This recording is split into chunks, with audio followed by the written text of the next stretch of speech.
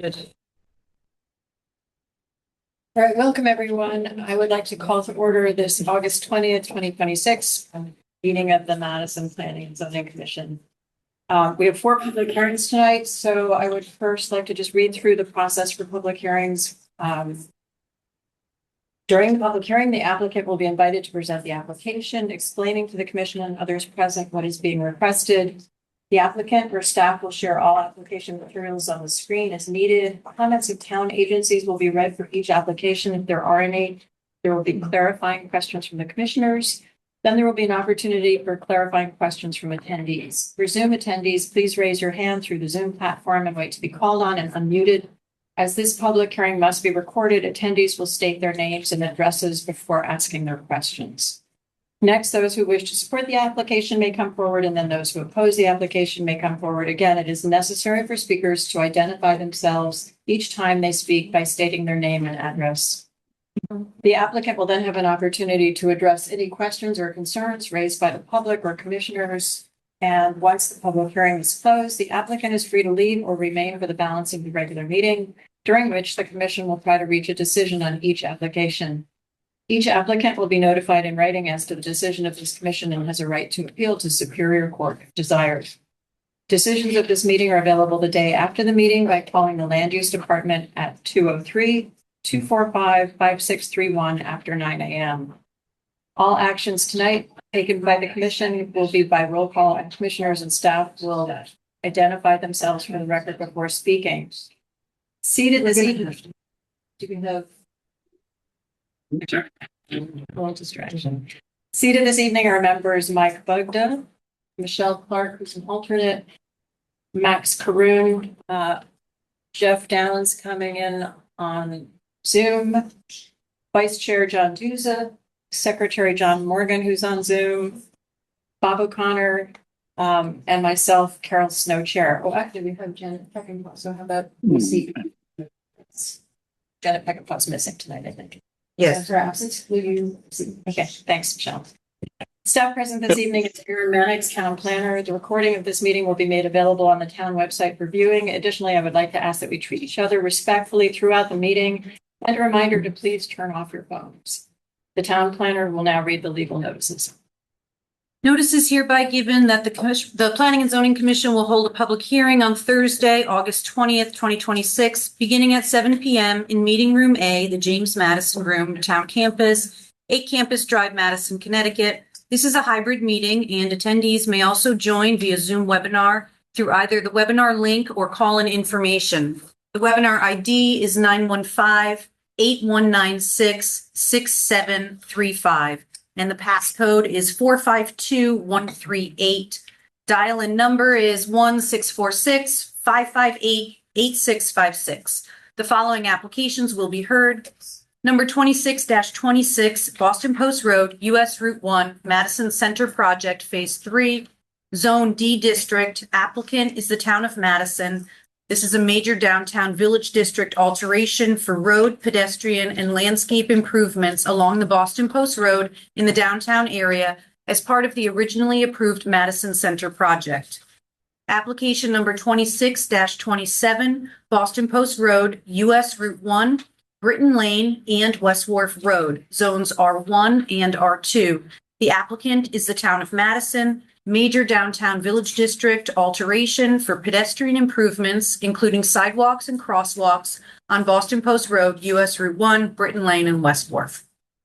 Application number 26-29, plus a coastal site plan, Mill Road, map 42, lot 3, zone R1, owners SWPG River Road, LLC, coastal site plan application and special exception application pursuant to section 4.4L and 4.12, small single-family cluster developments to construct a development of 18 detached single-family residences, a private road, and associated site improvements for access, utilities, subsurface sewage disposal systems, and stormwater management system.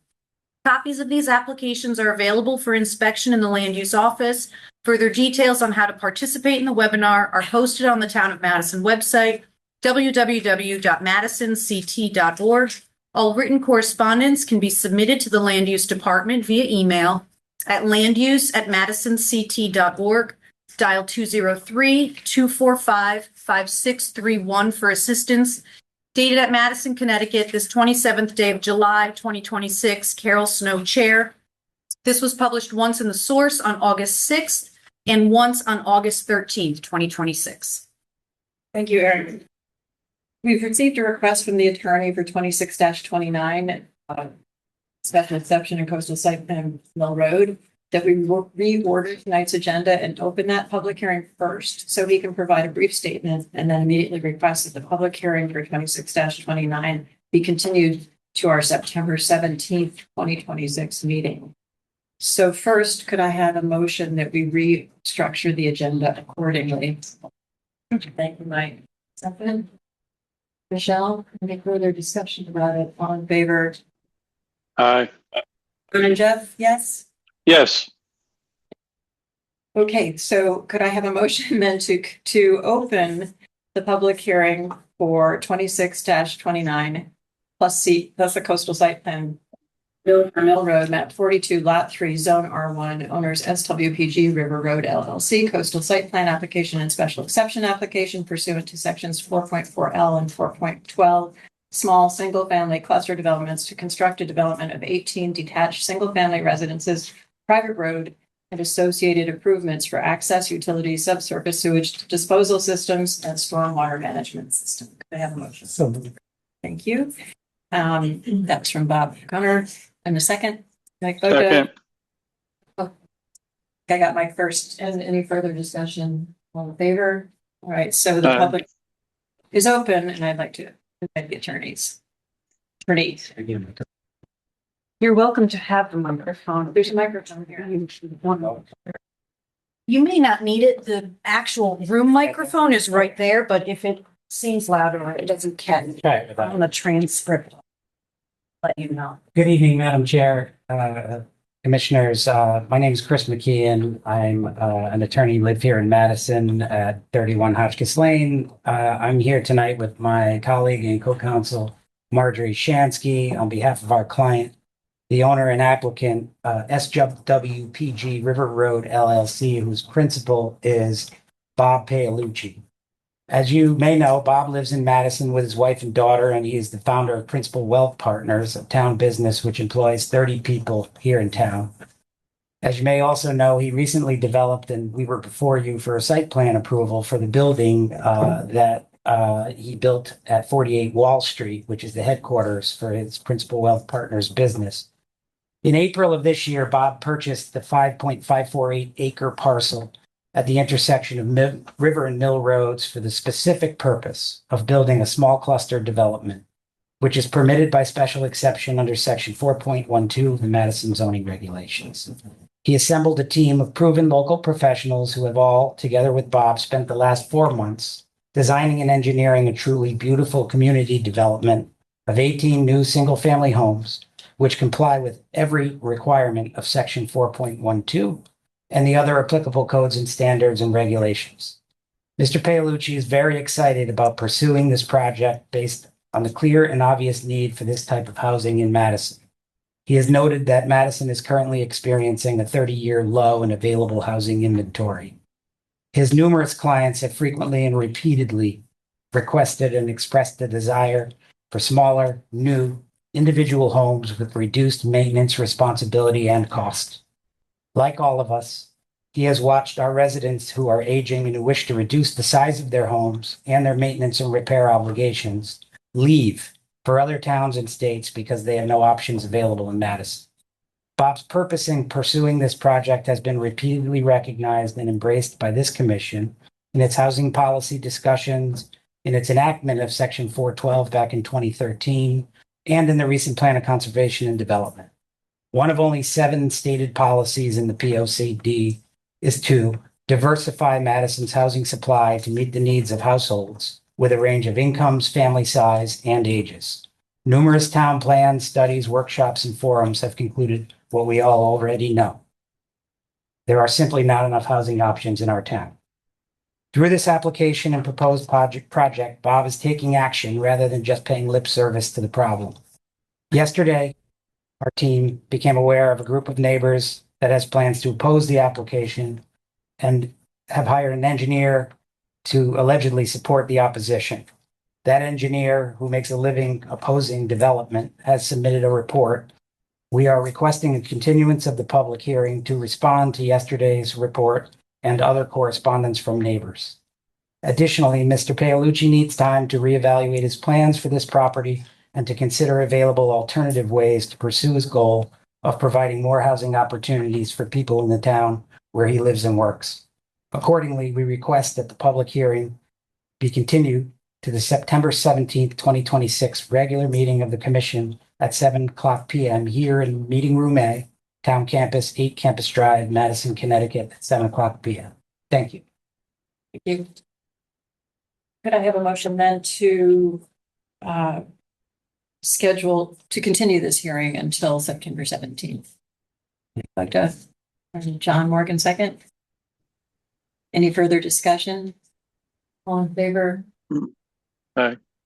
And I want to thank everybody who came out tonight. Yeah. And also, all your letters are read, so we really appreciate them. I'm sorry for the inconvenience.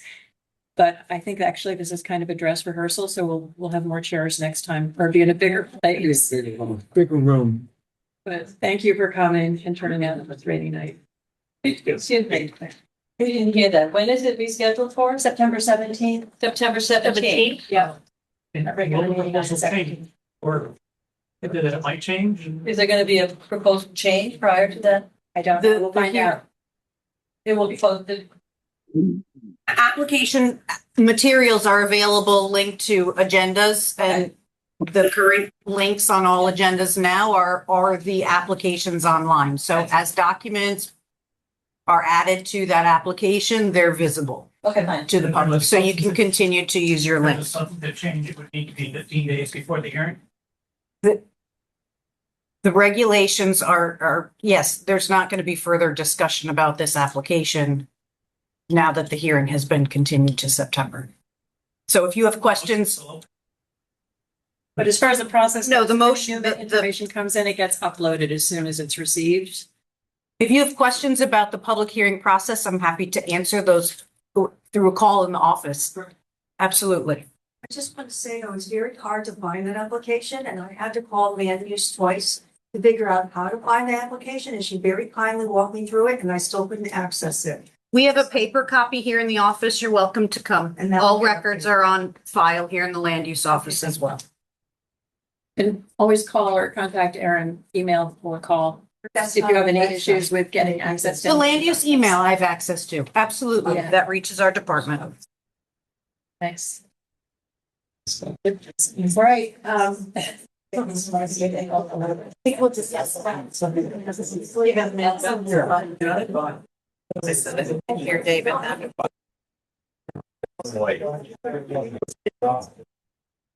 That was very low.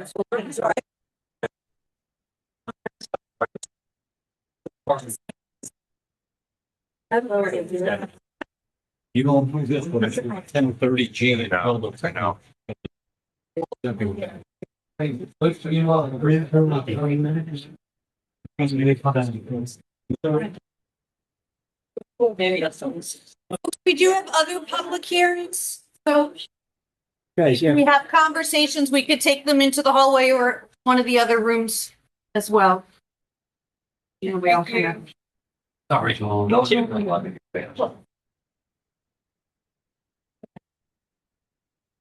all right. Next on our agenda is a continuation of the public hearing for 26-10, 397 Durham Road. Can I have a motion that we continue that? Oh, well.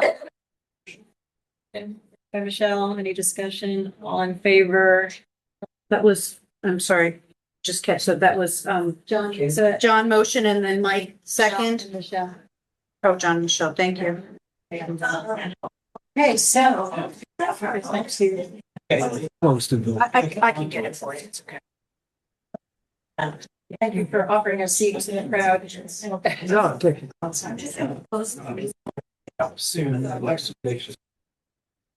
Soon. Okay. Plan up your revised site plan. Site planning. Okay. Okay, great.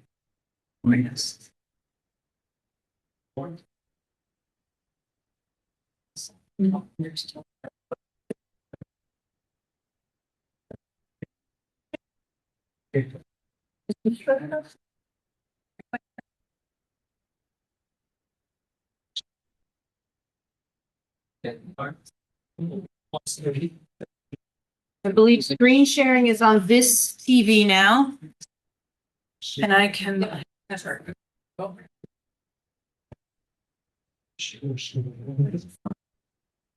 Okay, so the last time I saw you guys about this, we had some suggestions about moving the parking.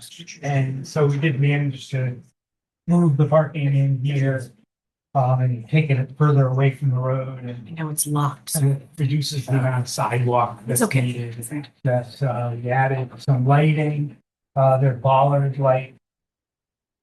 Couple of parking areas here. And then there was a grill area here that's being moved over here just to create a patio for it. This way it's a little further from the building so people have a little bit of space, not getting all that poke from the grills or plastic. So that, those are all the changes we made there for your suggestions, and I think they were good ideas to bring in. So if that's good for you. And then the other thing I might show is just the facade, Okay. the latest. Were there any lighting, changes that you want to talk about? The bollards. So yeah, we put bollard David. lighting, Got it. in the Okay. parking areas. And you said you moved the parking because the last time we talked, if I recall, we talked about the parking and the walkway and lighting, and making sure that we had safe passage for our residents. Yeah, I mean, we have the parking over here, which is kind of far, you know. In the dark one. It's true, and then you have to have a long walkway with more lighting, and so it's more efficient, closer to the building. So I thought that was reasonable. I'm okay, when we were able to work it in, you know, pretty easily. In reading, I didn't see any changes, to the impact on any of the areas surrounding the property, so we didn't move anything else. So none of the wetlands or anything around it is impacted negatively. I thought I saw something about a tulip tree. So Yeah. the tulip tree is where the existing parking area is. The inland wetlands, Maria Patola, the town's wetland officer, did meet with David to review the plans and did say that relocation of the parking area is still within all of the limits of disturbance that were approved and can be modified as a field change, so it doesn't require a full return, holding up this commission's approval process. Actually, with this plan, we might be able to save a few trees. Yeah. Especially this big tulip here, and maybe there might have been a couple other large trees that we'd have to take out, now we don't have to touch them. So it's kind of nice in that way too. Right. And it leaves a better buffer between the road and the building, any other site changes. So. Great, thank you. You said you had renderings, we talked about that the last time. Yeah, I just have. Yep, I just wanted to make sure everybody was Aaron just. comfortable with the I site think plan. just did a facade because I was the only those changes. A couple things did. I don't know what I showed you guys exactly, but that's The color samples and material samples, yeah. I have this here. David I brought. made a little mock-up of the house. Aaron, Would work. Hold on one second. Yes, John. the audio is very choppy. I think both Jeff and I are having the same issue. I don't know if anybody else on the call, but it's hard to understand. It's fading in and out. Is there David, maybe slide this way over a little bit closer to the, Use the mic. Okay. or you're welcome to set this on the table if anyone wants that. Or you come in and share there. Yeah. We can use the microphone. So, yeah, that's just a little mock-up with the siding, so that's fiber cement. Just covered the seams, they be 4x10 panels or what have you. And we just covered the seams with a little bit of the same materials, so it's very subtle. And that would be the siding color. The windows are fiberglass, they have a limited color selection, or preferred a green, but I felt something darker with the contrast. So this isn't a black, it's a gray. But proportionately, that will be even thinner than the trim, and the actual trim will be fortunately bigger than that. John and Jeff, can you hear this okay? Yes, they can see. Yeah, it's improved. I'm going to screen share that rendering as well. for Yeah, you. there's a. Okay, thanks. Yeah, the shingle color leaf this here, that has a flat color in it that's exactly the same as that, or almost exactly the same, and that was like the door color for the 4 entrance doors. And ACA approved all of these too, is that? Yeah, there's Yeah, good. finally happy with it all. So. And yeah, I don't know what I showed you last time. This is completely different. Yeah. Yeah, we did have a different Can you pass entrance the way. microphone, please, to David if he's on Oh, that? yeah, sorry. Just because John and folks that online won't be Yeah, able to hear. so I guess the biggest difference is, the gabled entry. I don't know if they had that before. It was sort of more of like a flat shedish roof. So that just makes it look a little more standard. And then we added some lights to the doors, just to add a little light to the entrance hall there. And that's about it. The divided lights, when we're done, they might actually just come down to the center of the window. Because if I do single hung windows, it just works out better to bring it to the divider strip. This works with casement windows, but casement windows are much more expensive. Is this on? Yeah, Go sure. closer. What's that? I have to be. Is it on? Is it on? Let's pull the switch on. Yeah, Is it green? yeah, it is. Okay. I hope everybody can hear me. Yeah, either that or just walk, yeah, Okay, so that's, walk on this. the only real change is the other elevations should be about the same. The floor plans didn't change in any way. Yeah, the floor plans don't change. Yeah, it looks good. Is this 2x4 or 2x6 construction?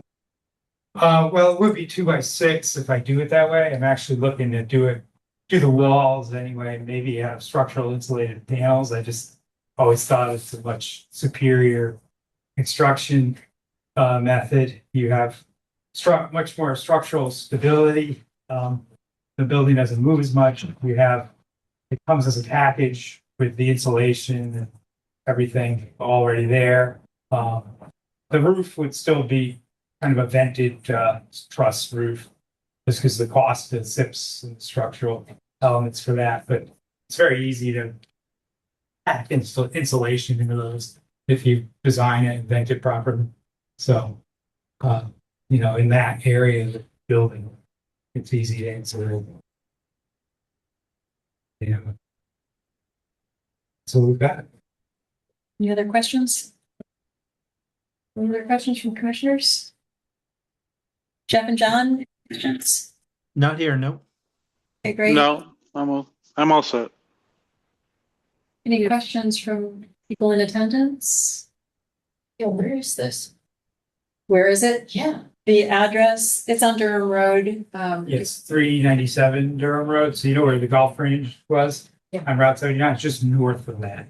There's a little old cottage there now that we removed. Put this up. And it looks like we have one hand raised online. Joseph. Joseph P. Joseph, if you could identify yourself for the record? Sure. Can you hear me? Yes, again. I'm Joe Piccirillo. I live at 421 Durham Road. So I live very close to the property, and my main concerns are the potential effects on the nearby homes from the shared patio, the exterior lighting, the additional activity, and the traffic. So I understand the patio is located on the south and southeast side of the proposed building. So I'd just like to know what screening, lighting controls, hours of use, or other safeguards are proposed to prevent noise and visible lighting from affecting the neighboring properties. Well, yeah, the grill area is on the south side, so that's far away from any, let's see, neighboring properties. A lot of the part of the parking too would be shielded by the building. This grill area would be shielded by the building too. And there's, quite a good separation of land trust property on the north side, any neighbors. And, on the south side, you have the old commercial building from the golf range will remain there. So there really shouldn't be that much. As far as the lighting, I'm just looking at bollard lights. So those are, lights that are maybe 3 to 4 feet off the ground, with a light on the top of a little post. So it's not like going to be excessive area lighting. There might be a little bit of down lighting in the eaves, but also on the south side of the building where, it wouldn't be that visible to the neighbors. There's a portico, so the portico will probably have some lights and that would be it. That would be some recessed or surface mount in the ceiling of the portico. Let's see. And, that's what we have. Does that answer your questions?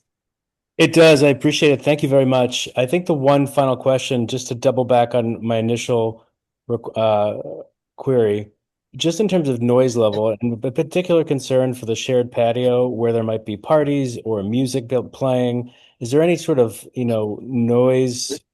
How do you plan to address that in terms of hours of use? Well, I mean, certainly if any neighbor has a problem with any kind of activity on my property, I'm happy to talk to you about it and, address it person to person whenever, anything should arise. So just contact me and we'll talk about it and, we see how we might address it. Not, adverse to that.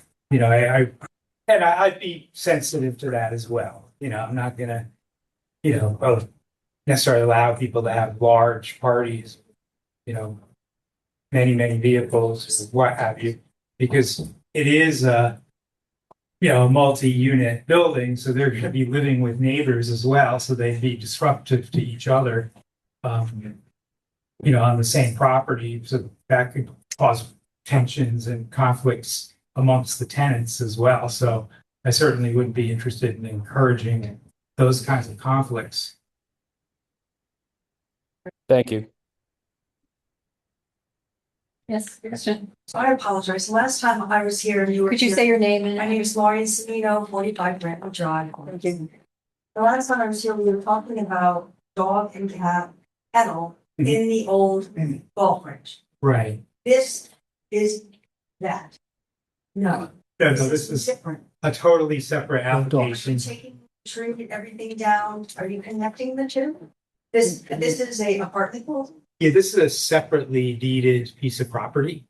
So it's not on the old golf range property. It's another piece of property adjacent to where the golf range was. The dog activity application has been entirely withdrawn. Okay, So we are not pursuing that. okay, so now. So that is over. This little cottage or whatever that was there, which was what? I don't know, 1,200, 1,400 square feet? Has about 1,200 roughly. And Yeah. now you're replacing that with a Right. very, how big? I just, Yeah, well, it's 1,200, so it's like 4,800 square feet. so you're gonna take a lot of trees down. Yeah, it's a 40 by 60 You're building. gonna have a lot of trees to clear the property. Well, actually, yeah, there will be some tree removal, but we're gonna try and keep it to a minimum, keep as many of the large trees as we can. And, most of the new building is going to occupy the footprint of the existing building, and some open area in front of it. So a lot of the tree, we will have to, most of the tree removal will be just to get the septic in, which is sort of unavoidable. So, but a lot of the trees we're removing for that are smaller trees.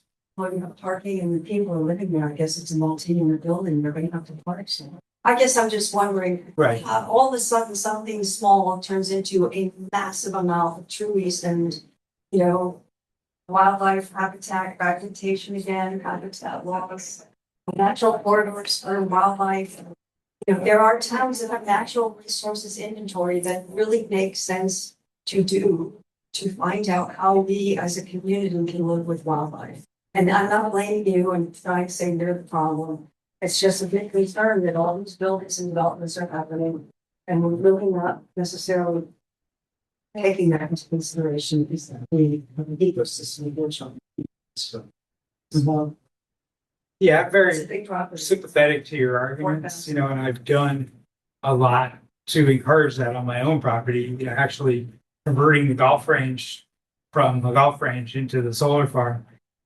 From a hydrological point of view, from a wildlife habitat point of view, we recreated an extensive little wetland area there. If you like, I could set up an appointment to show you. I'm very sympathetic to those kinds of things, and I, really, I'm on your side when it comes to that. So you did So, solar. but I think we need a balance. We do need housing for people, and some upgrades, and there is a feasibility aspect to it too. This cottage is in very, very poor shape.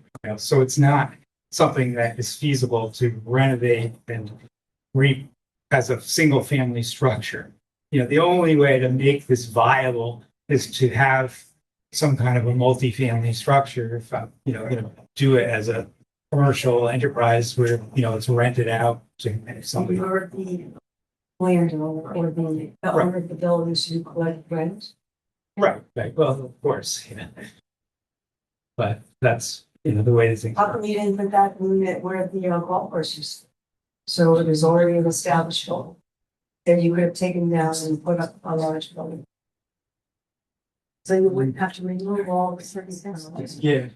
Well, David, would you like to just give a quick summary too of how long this process has taken for this particular application? yeah, well, I've been at it for quite a while, actually, just because I It's started. not a sudden new thing. Yeah, I started working on just the septic engineering, took a year. And so, that was an issue that took a while, with a few different visits with excavators and doing the soil tests and getting it through the engineers and then the NASA meetings, coming here.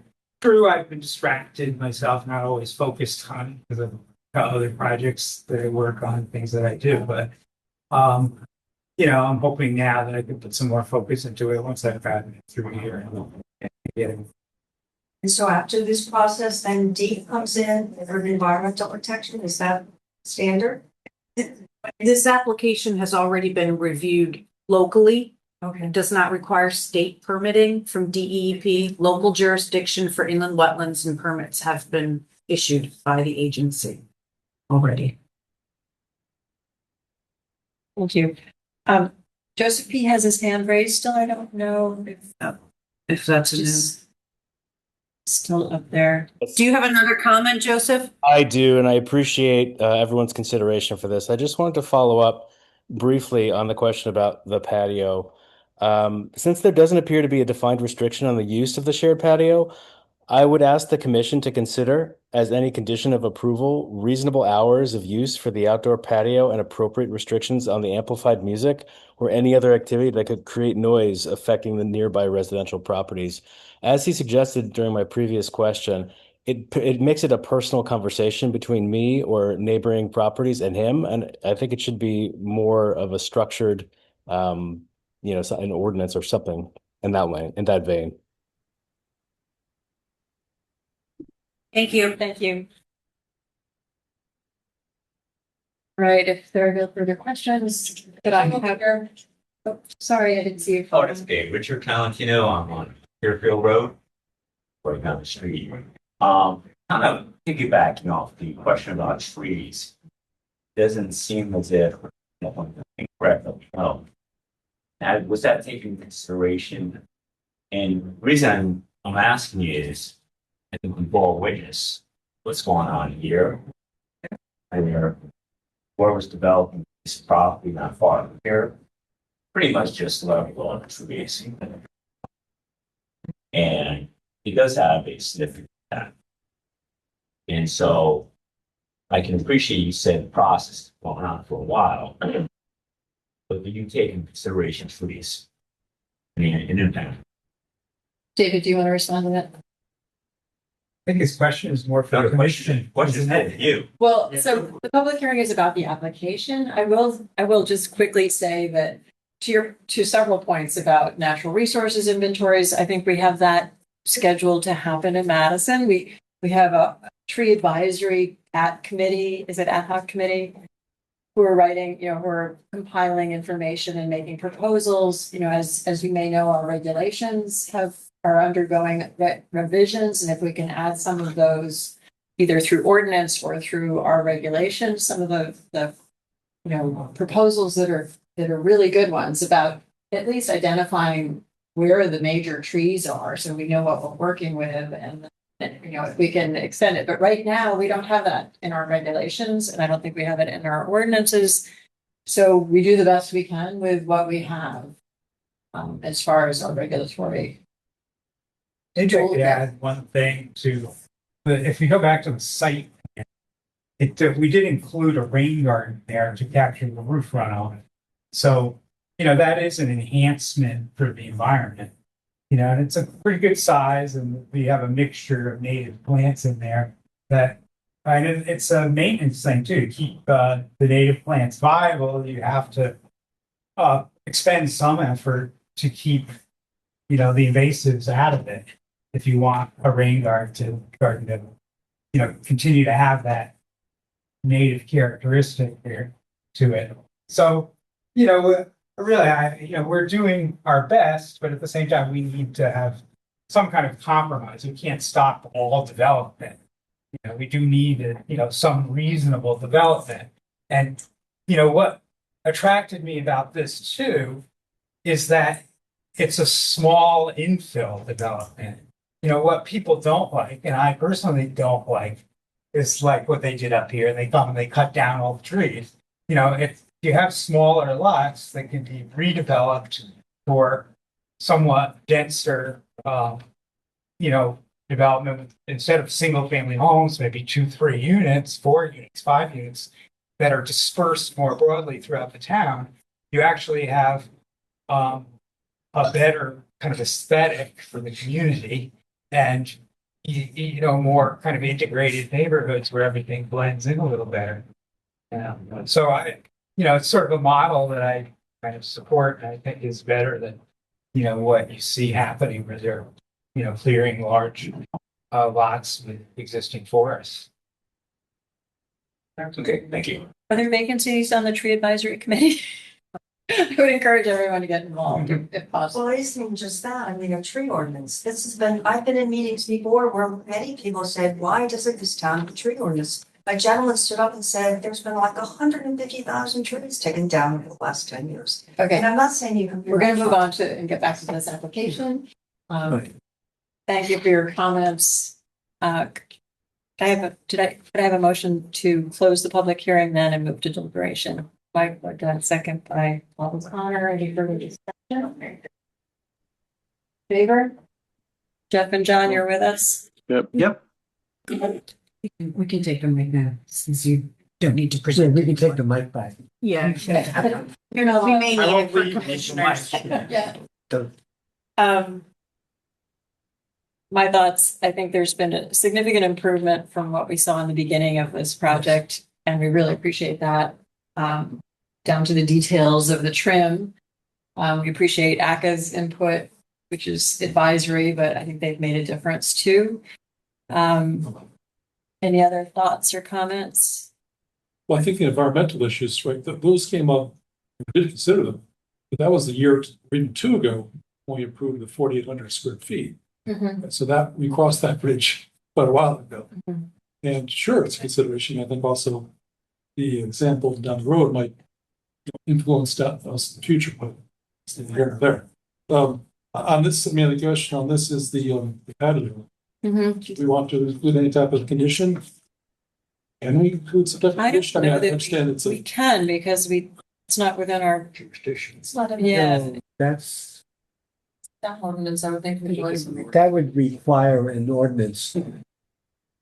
Again, another ordinance that we don't have in the Right, yeah. town for sound and sound violations. I think it goes to the state level, but usually the first step is contacting the owner or the landlord and trying to work it out one-on-one, which is what you suggested. Could make a recommendation versus, a stipulation, like we recommend that there be some sort of agreement in Non-binding. it's not binding on our part, but it's a recommendation, much like we recommended you go back to ACA and think about the design and the siding and the roofing and the windows, et cetera. Carol, this is John Morgan. There are existing noise ordinances. Those are in place. If there's a problem, then people need to either reach out to the owner or reach out to the police department. I'm not comfortable with trying to put in some sort of an ordinance. John, is there a noise ordinance? There's not a noise ordinance in the town There of isn't. Madison. There's construction hour restrictions as part of a building permit. But I think in this case, the commission should consider other approvals of multifamily residential and whether or not noise restrictions were imposed. Okay. And look at that. Yeah. Some of your guidance. I feel comfortable not putting it in and encouraging people to. I agree. And then, there are different levels. Like, as I mentioned, there is a state ordinance, so I think it can sort of work its way up. If it gets that way. If it gets out of hand that much, but I hope it doesn't. I agree. It's no different than a single family. Yeah. Agreed. Rock band. All right, Whatever you play, you're welcome. Anybody else? could I have a motion then that we approve the application? And as per the draft that we have provided, the staff recommendations. Consideration. I'll write a motion. Yes. Thank you, Mike. Are we ready? Yes. Yes, just enunciate. Oh, let's get a second. And then go ahead and read. Following draft resolution is offered. The Madison Planning and Zoning Commission approves application number 26-10. They're at 397 Durham Road, map 78, lot 16, zone RU1. Owner 397 Durham Apartments LLC. Applicant David Klein. Special exception applicant pursuant to section 4.1.35.1.10 to construct a 40 by 60 foot 4-unit apartment and associated site improvements, including driveway, parking, utility, subsurface sewage disposal system, stormwater management system as shown on the plan, site development plan, property of Klein Properties LLC, 397 Durham Road, Madison, Connecticut, prepared by Angus McDonald, Gary Sharp and Associates, dated January 8, 2025, revised to June 25th, 2026, in architectural floor plans, Klein Apartments, 397 Durham Road, Madison, Connecticut, prepared by Craig A. Lambert, dated October 3rd, 2025, amended to June 2nd, 2026, and incorporating ACA facade material and color recommendations with the following conditions. 1, zoning enforcement officer be notified at least 48 hours prior to commencement of any regulated activity. 2, that all erosion and sedimentation controls be installed prior to any site disturbance and be maintained for the duration of construction activities until the site is sufficiently stabilized to the satisfaction of the zoning enforcement officer. The silt fencing and stockpile area along the northeastern portion of the site shall be relocated to avoid construction impacts to the 42-inch tulip tree noted on the site development plan. All building and site lighting shall be dark sky friendly and not exceed 3000 K temperature. 4, the existing gravel parking area on the northeast portion of the site shall be removed and reverted to natural vegetation. 5, an as-built survey of all improvements, including stormwater system components, shall be submitted to the zoning enforcement officer. The submittal shall be completed prior to the issuance of a final certificate of zoning compliance.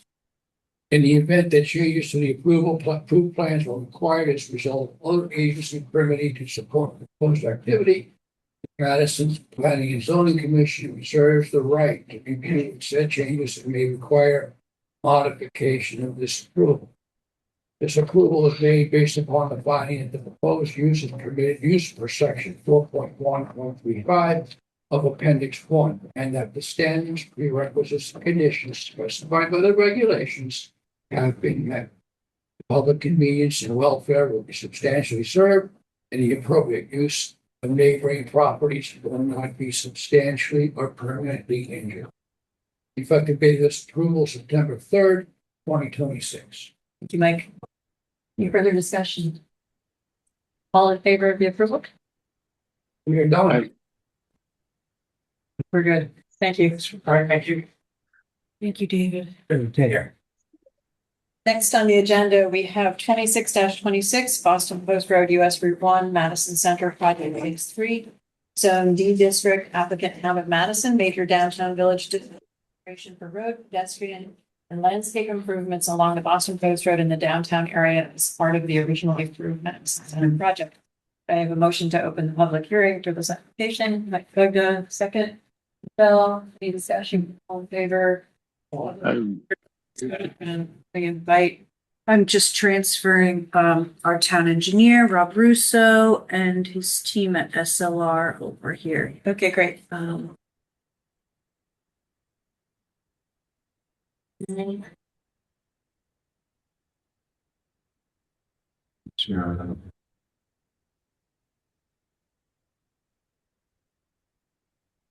Just double check with Rob.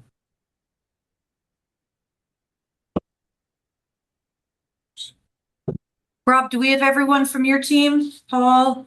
Should be Paul. Paul, do you have anybody else joining?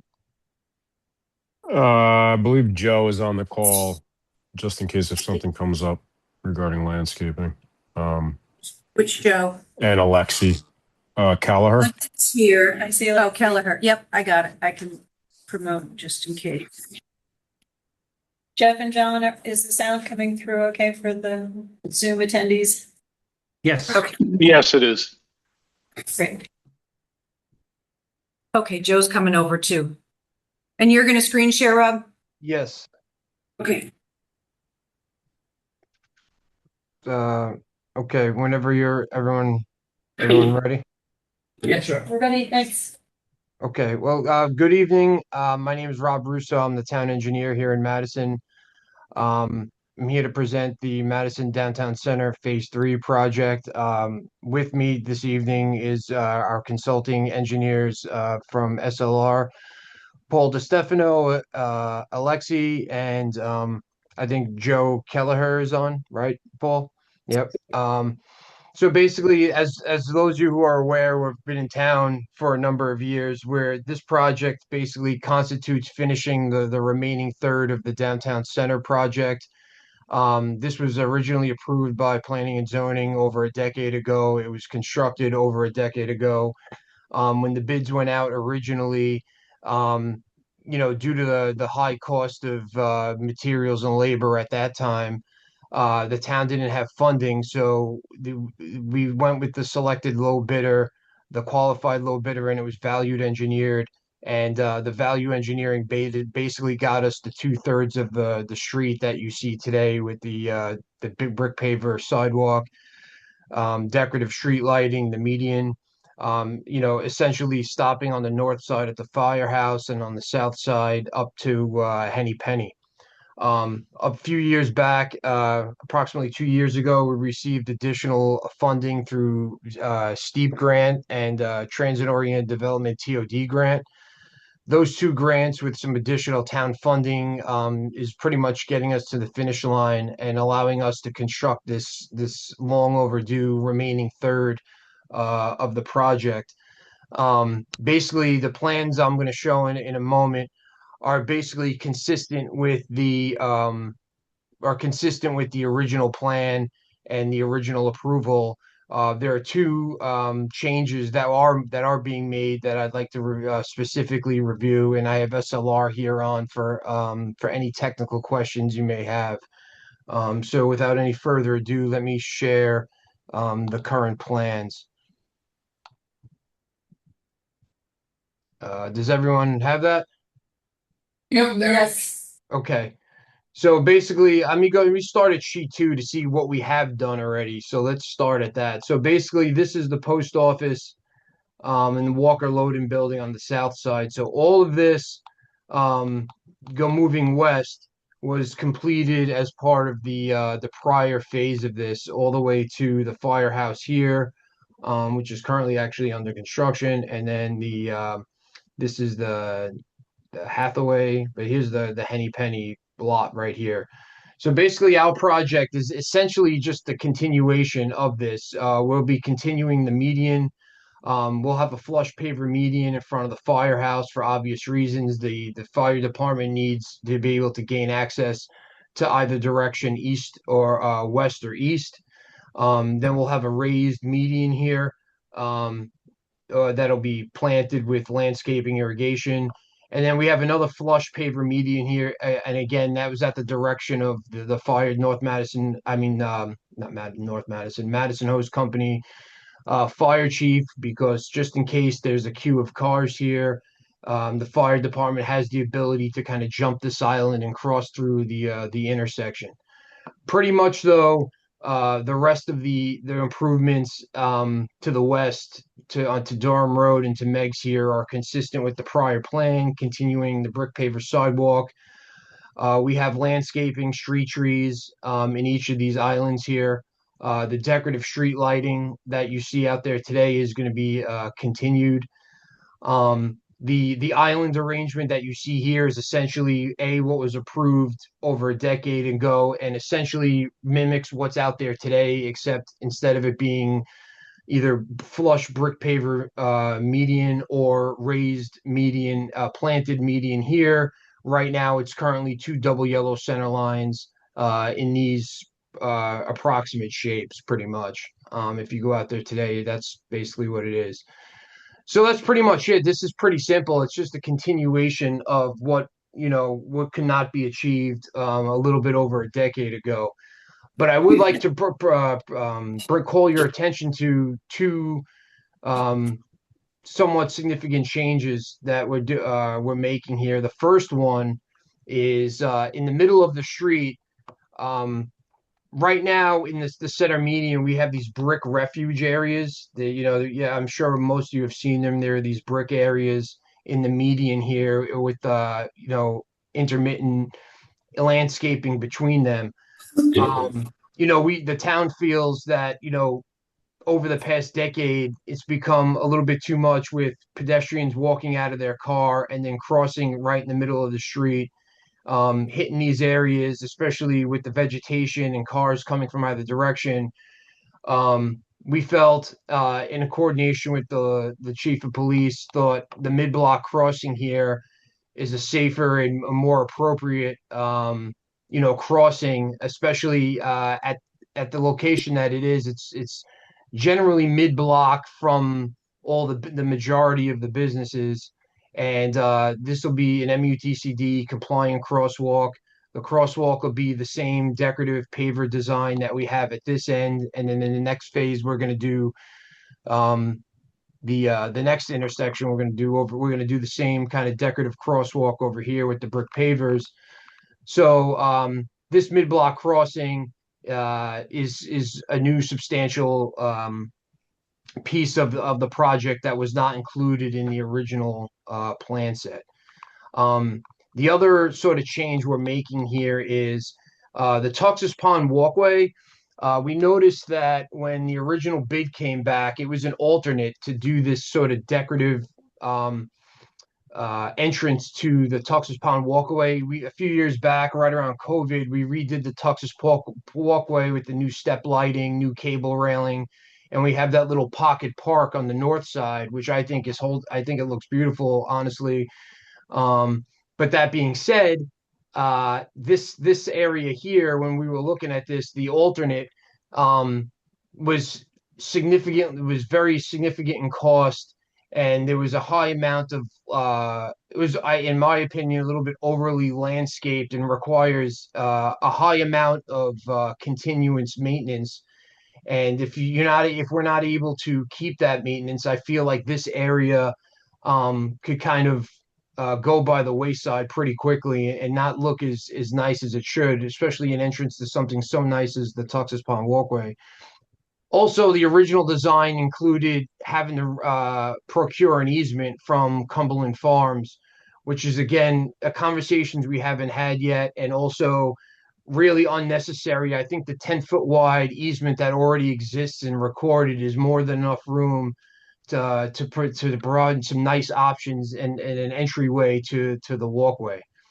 So that's pretty much a summary of the project. Is the extension of basically status quo, what's out there, to the intersection here, with some improvements to the mid-block crossing and the Tuxas Pond walkway entryway. Now, before I open this up to questions, the Tuxas Pond walkway, we do have some sketches that SLR had completed that were discussed at the ACA meeting the other night, and I'd like to have Joe from SLR just kind of briefly kind of discuss these few sketches here. Sure. Hi, this is Joe Kelleher at SLR. Everyone hear me okay? Yes, thanks. Okay. So yeah, as Rob mentioned, we just met with ACA on Tuesday night and discussed this. We got their blessing. And what this is um basically a continuation of the downtown brick walkway. It would be 7 feet wide, and you can see in the plan view at the bottom of the page there, kind of shows the walkway. This is basically just kind of like a typical section. So the walkway itself is much longer than this, but this just kind of shows um, the typical situation. And it's when we go with like a 7 foot walkway, which we want to do, we're really only left with about 2.5 feet that's currently out there. And so we've come up with this fence design that was part of an earlier conversation where people had kind of preferred. I know it's a little small on my screen, but there's an image in the top right of the page that kind of shows like a raised lattice panel fence. This is probably at a more residential setting, but that was kind of an option, an earlier option that we presented that people liked, and the reasoning for it was it kind of allowed us to get some plantings in a narrow space, because if we just did a fence right down to the ground, we were really just going to be left with a foot or 6 inches to do plantings, and we didn't feel that was really substantial enough. So by kind of lifting the fence off the ground a little bit allowed us to do some nice decorative plantings below. And so what you can kind of see here is that the fence would be a total of 6 feet high. Um, and it would use like a lattice panel that would have really kind of small openings. We're proposing like a 1 inch by 1 inch grid, and this would be painted white and have some nice decorative post caps on it. And then planted below this lattice fence, we have a gem box inkberry, which it kind of mimics a boxwood, but it doesn't have any of the disease or maintenance problems. And it's also a native plant. And then in front of that inkberry, we're proposing a variegated liriope. It's just kind of to get a little color in there, a little bit of a different texture. It does get a nice little purple flower. And so we just felt that this would be a nice, decorative treatment for that area. I think the previous design, like Rob said, was a little over designed. It was a lot more modern, and it was a bit maintenance heavy. These plants are all easy, low maintenance plants. They don't get very big, and we feel they're appropriate for the space. And then the last thing I'll note on here is there'd be some bollard lighting You can kind of see them; they're kind of ghosted in there, but those would match the bollards that are at the other Tungus Pond site that Rob was mentioning, and those are spaced, I think, approximately 20 or 22 feet on center. And then finally, the fence would kind of slope down from 6 feet down to 4 feet, where it meets Main Street, and just a little bit more of a pedestrian scale. And I think we came up with a nice solution. Again, ACA really liked this, and that's that's the proposed plan that we have. Thanks, Joe.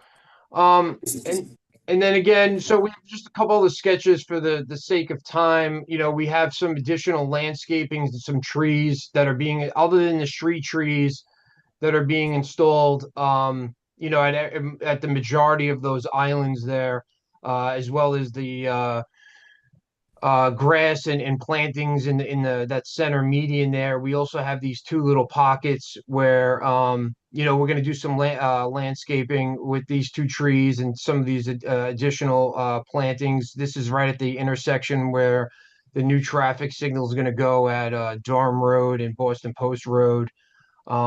Also at the entry to that Tuxas Pond walkway, the island that's in Cumberland Farms, we're going to speak with them about putting some improving that little island there and adding some additional plantings in there as well.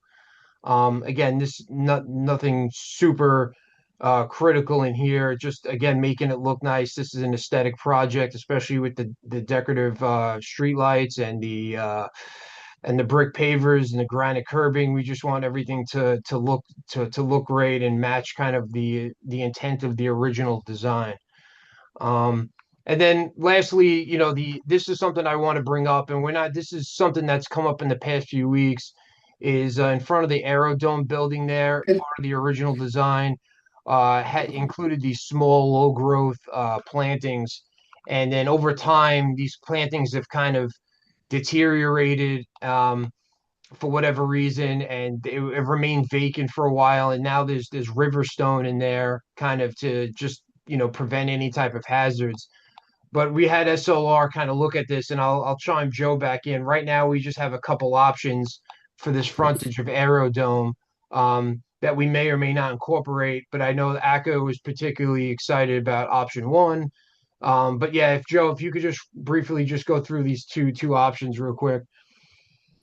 Sure. Okay. Um, so yeah, the option that I think everyone was, preferred, I kind of personally prefer a little bit, is the monolithic granite seat wall. So again, it's kind of small, but if you look at the existing condition out there in conjunction with the image that's on the right showing the granite seat wall, what we're proposing to do is kind of remove the plantings that are there and replace it with a monolithic granite seat wall. And what that is it's the same material as the granite curbing that's out there, and so it would coordinate very well with the materials that you see out there. And what it really does is allows the grade change that's happening. So where the sidewalk kind of abuts the curb, you're at a lower level than the entrance into Steamed. And right now there's basically one step from the lower sidewalk up to the higher sidewalk, and then it kind of ramps around the backside, and that's where they've introduced that planting. And we were once we removed it, we were a little worried that if we did something just flush and low, that we didn't want to create kind of a tripping hazard where that change in grade happens from the higher level to the lower level. And if someone's not paying attention and there's nothing substantial in their way, you could easily kind of step in the wrong space. And we really wanted to try to avoid that. So this granite seatwall option would really kind of make it a really nice feature, because it'd be a place to sit and wait for friends, or just decorative or aesthetically would look very nice, and we'd maintain that brick step that's currently at the center of that strip. So you'd have a brick step in the middle, and then on the left side and the right side, you'd have this monolithic granite seat wall. Again, you could sit on it, and most importantly, it would allow that grade change to happen with the higher level behind it where it meets the business, and then the lower level in front of it where it meets the curb. And then just lastly, I'll touch on the other option that we did present, which is on the right, and that's we were just calling like a mortared riverstone bank. Again, it was a way to make the transition. You can kind of see from the image there. It was a way to make the transition from the higher level to the lower level. We would use like a decorative beach stone or river stone, and then mortar them in place so that they don't wash out or go anywhere. So that still is a viable option, that you could have the brick step remain in the middle. You could have these mortared riverstone banks to the left and the right. That is potentially still up if someone preferred that, but I think most people were more excited about the granite seat wall option. So, All right, thanks, Joe. yep. So yeah, that's pretty much it. If again, there's mostly a continuation, but if there's any questions, definitely open to anything. I have a few questions. Going back to the fence at the entryway to the Texas Pond walkway, how far in does that fence go toward Texas Pond? Hold on, let me share that. Oh, sorry. That goes all the way. It's going to go all the way from like basically the beginning of where, if you line up the beginning of the firehouse, it's going to go from that point all the way to the actual wood railing at the where where the walkway starts. Okay, I can't see. How many feet is that approximately? Just curious. I feel like it might be around 120, but Paul might know better. I would think about 120 feet. Okay. Now, my other question was about the aerodrome. I'm glad you brought that up. I'm glad you're looking at it. Why is that change in grade even there? I mean, none of us were on the commission 10 years ago or whenever that decision was made, but what is it? Truthfully, I was not involved either, so it's very hard for myself to comment. My only assumption is that to maintain ADA compliance and the building elevation, the finished floor of the building is relatively high compared to the neighboring buildings. And then there's the roadway grade is what it is, and I think they need to maintain an ADA compliant access to the building. That's my best guess. But again, I can't truly speak to it. I was not involved way back when. Yeah, I have to say I've tripped on it. Yeah. And I've been walking there thinking, what the heck is this here for? If it's a ramp for access, obviously that's great, but it just seemed like a kind of strange solution. But I guess we're stuck with it. All right, I had a question. You said you were going to remove the bricks in the median on Boston Post Road? The little stepping bricks? I'm sorry, where are you talking? Where on Boston Post Road? You talked about the little stepping bricks that are in between the medians now. The areas of refuge. The refuge, yeah, the refuge spots. Yeah, we're gonna be removing those. Right. So, is there anything else you can do to prevent people from jumping across anyway? I mean, they're going to still do it, right? Yeah, well, yeah. So we are going to remove those, and we are going to add additional landscaping to kind of fill those gaps. We're not going to leave the gap. We're going to fill in. I mean, whether we could find, it's tricky trying to find. You want to make it a little bit denser, but you also don't want plantings where they grow over into the road, which we've had that condition a few times, and we've had to remove those plantings. But we could look at certainly some plantings that can help prevent almost like a natural barrier. But truthfully, if people really want to get through, they're going to get through. Yeah. Thanks. Carol, John Morgan, I have a question. Are we still 3 lanes westbound at the 79-1 intersection? Yeah, Paul, do you want to take that one? Yes, but you don't have is that the full plan set, Rob, or is it just a small? Yeah, I'm just gonna try to find that page. Yeah, just to show the pavement marking page. Where is this? Usually down later Oh, in the wait. set. Yeah, you could use that too. That's fine too. All right. There we go.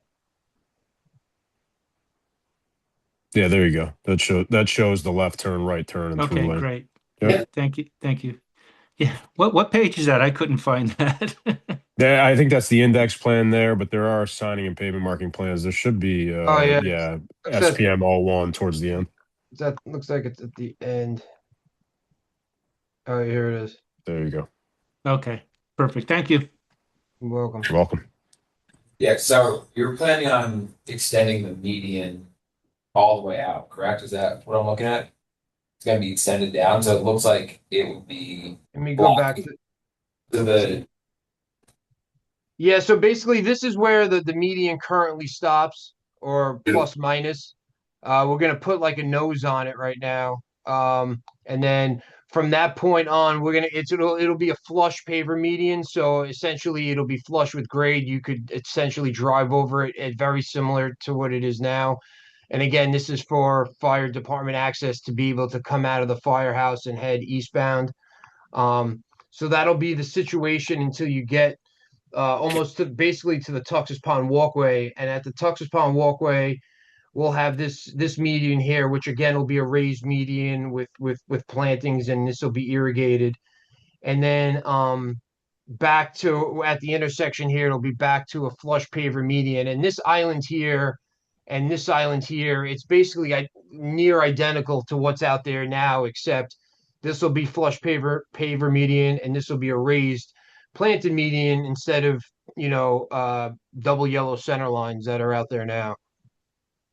But would it prevent anybody coming east on Post Road from being able to turn into Cumberland Farms and then coming west on Post Road from being able to turn in and out of Henny Penny? Wouldn't it create kind of like forcing you to go that direction? Well, technically you should be doing that now, so I don't know if I want to admit that. Yeah, it's an illegal turn right now. Just because you could physically make the turn doesn't mean you're supposed to be making the turn.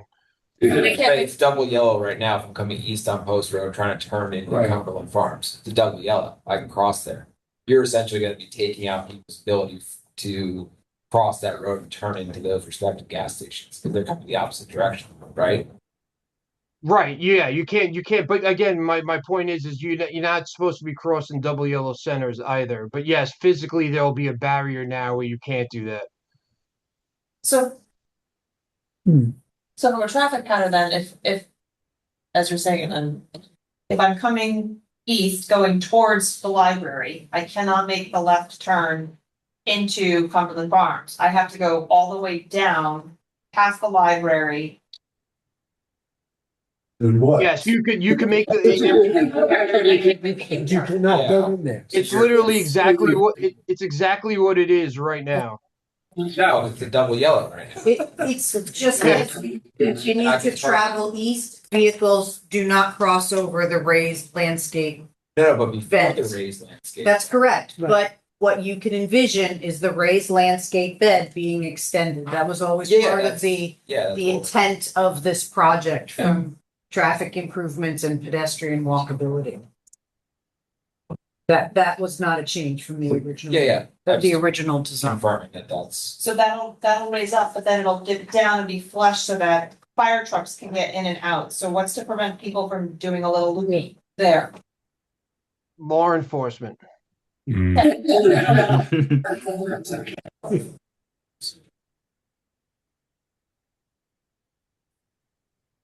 other questions? So same as now. Any other questions from commissioners? We have three. Any questions here? Yes. Hi, Captain Fonte, 71 Cox Road. I just want to say I'm thrilled that you're taking out those, would you say, refuge areas on the current median, because I always thought they just promoted jaywalking and also didn't have curb cuts in them, so people with certain disabilities didn't also have the privilege of jaywalking. But along those ADA lines, I would just ask that the area on the south side sidewalk that you were talking about earlier with the differing grade, to just ensure that each flat area, either the top part or the bottom part on either side of the granite monolith wall, is wide enough to accommodate people with mobility aids. And also keeping in mind that that may be made narrower by people sitting on that seat wall. And so maybe it does need to be a little bit wider. I don't know how wide it is right now. I can't make it look. No, absolutely. That's a great point, and we will certainly accommodate that in the design. Thank you. Yes. I'm very confused about the lattice fence. Can I have your name again? Lauren Savino, 45 Grantwood Drive. I'm confused about where the lattice fence is going. If it's north of the firehouse, 120 feet. I can't visualize it. The lattice fence. It's along the driveway access to the back of the firehouse. It's going into the walkway that Leading, yes, To the Texas walkway. it's a physical division between the walkway to Tuxas Pond and the driveway access to the fire. That's necessary. Yeah, hang on. I think I could share this. So yeah, it'll be basically here's the beloved Cumbies, and then here's this entranceway here, that obviously doesn't look too hot right now, and that's what we're trying to improve. And also going back to the ADA accessibility question, in front of Aerodome building, make sure we maintain that. Redoing the Tuxas Pond walkway. Oh, perfect. This grade here from, as you can see, there's still some utility cuts from the prior phases. We'll be able to kind of regrade this where you'll get ADA compliant sort of grade up to, let's see, there's the entryway to the walkway. So basically that's the length of the fence, is basically from this corner down here all the way to basically kind of where this make-believe hydrant is. That's not a real hydrant, by the way. And all of that is brick pavers now. It's going to be a whole new walkway. Correct. Correct. That'll be much better. And so are trees also being taken down, the old trees with the new ones up? No, so I don't think, Paul, I don't think there's no trees being in fact, I think this is a project where there's nothing being taken down. I think we're adding a significant landscaping and trees as part of this. Yeah, I mean, if you go back to that street view, Rob, I don't know if you still have it up. Yeah. If anything, it might be some overhanging branches or something. We're not taking anything significant down. We're actually, it's like overhanging branches from the trees over near Cumberland Farms. Yeah. Yeah, that Like tree some of that- stays. That tree Yeah, stays. Yeah. Some of those branches will obviously have to be trimmed, and then we're not touching any. There's actually a significant tree near the new mid-block crosswalk that's being proposed, which we are not affecting either, down in the previously completed part of the project. Yeah, let's cut that off before that picks up traction. We are going to take every precaution to not even sniff the roots of this tree. We will make sure this will not be touched. I know that's going to come up in a question or an email this week. I think it's also too important just to note that, the state of Connecticut has also reviewed these plans in conjunction with the new traffic signal they're putting up at the Durham Road intersection. So they have reviewed these. They've provided us comments. So they're very much in line with the improvements being made on Boston Post Road. And is there anywhere where we are informed how much this costs for the tunnel? Is that part of the I'm sorry, I didn't get that. The cost of the project, Rob, I'm not necessarily in the purview of this budget. application. But when she be able to find it as part of the budget that's already posted, so it wouldn't be part of our discussions. Yeah. No. It should be online. Okay. One more question? Yeah. I think you're going against human nature. Could you give us your name and Sorry, address? Catherine Ferguson, 11 West Wall. Thank I you. think you're going against human nature. People are going to cross the road, and we know that they do. If you look at Deep River, they've got lots of crosswalks, unbelievable number, and people still cross the road.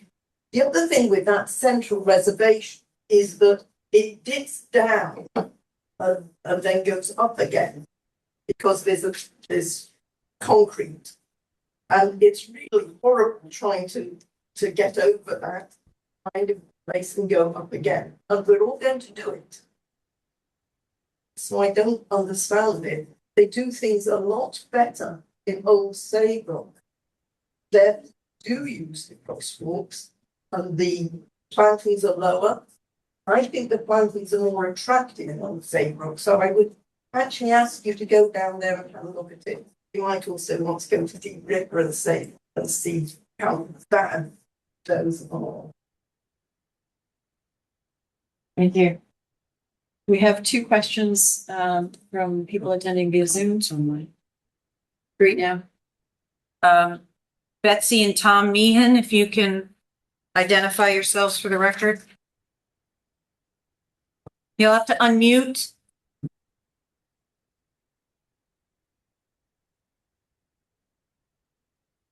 You're still muted.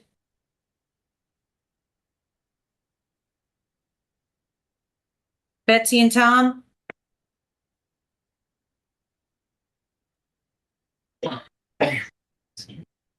Can we go to the next person? Yeah. Yep, we can give them a minute to figure out the microphone.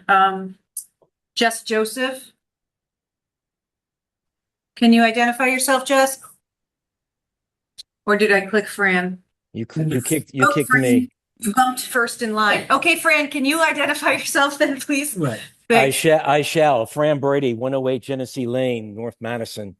The co-founder of Mad for Trees. And that's who I'm talking about. I'm talking about Fran Brady here, not, I'm also a member of the Tree Advisory Committee. Just wanted to say a simple statement of appreciation to Rob Russo and his team. I am so grateful to hear that native trees are being considered as opposed to the non-natives that have not done so well during that first phase of this project. Using native trees will follow in the successful footsteps of our neighbor Guilford.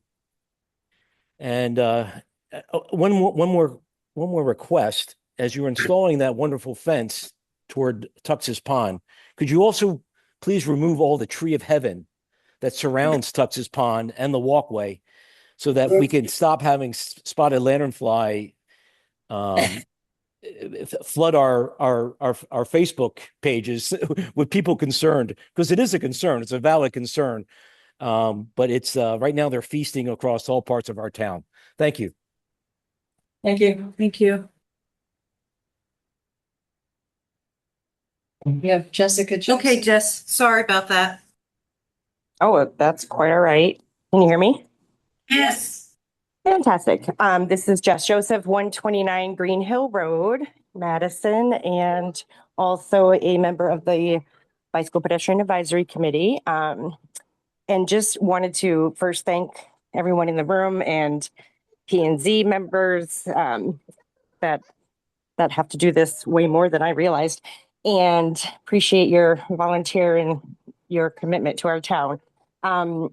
And I just want to echo what Fran said, the big shout out to Mr. Russo, Mr. Kelleher, and the staff there for preserving, saving, and planting native trees and shrubbery, and making our town, more walkable and safeable. Safe walking and biking. Sorry, it's also bedtime over here. So I would say I'm very in support. I love this progression and really grateful. Thank you. Any other questions? No more online with their hands. Kit Wilcox, 485 Warpus Road, longtime listener, first time caller. Just have a curiosity in regards to the Tuxus walkway and such. Is there a reason it does not necessarily connect all the way to the parking area behind the movie theater, post office, etc.? Given that it sort of just stops right there near the firehouse, as it were, in that direction, then kind of circles around, but also sort of stops shortly after you get past CVS's parking lot and such, and being able to kind of connect another walkway back there, since the topic happens to be up. And I didn't know if there was a reason that it just sort of is so abrupt. Yeah, so basically that's all private to go get to the movie theater, that end of the street. That's all private property. You would need easements across all those properties.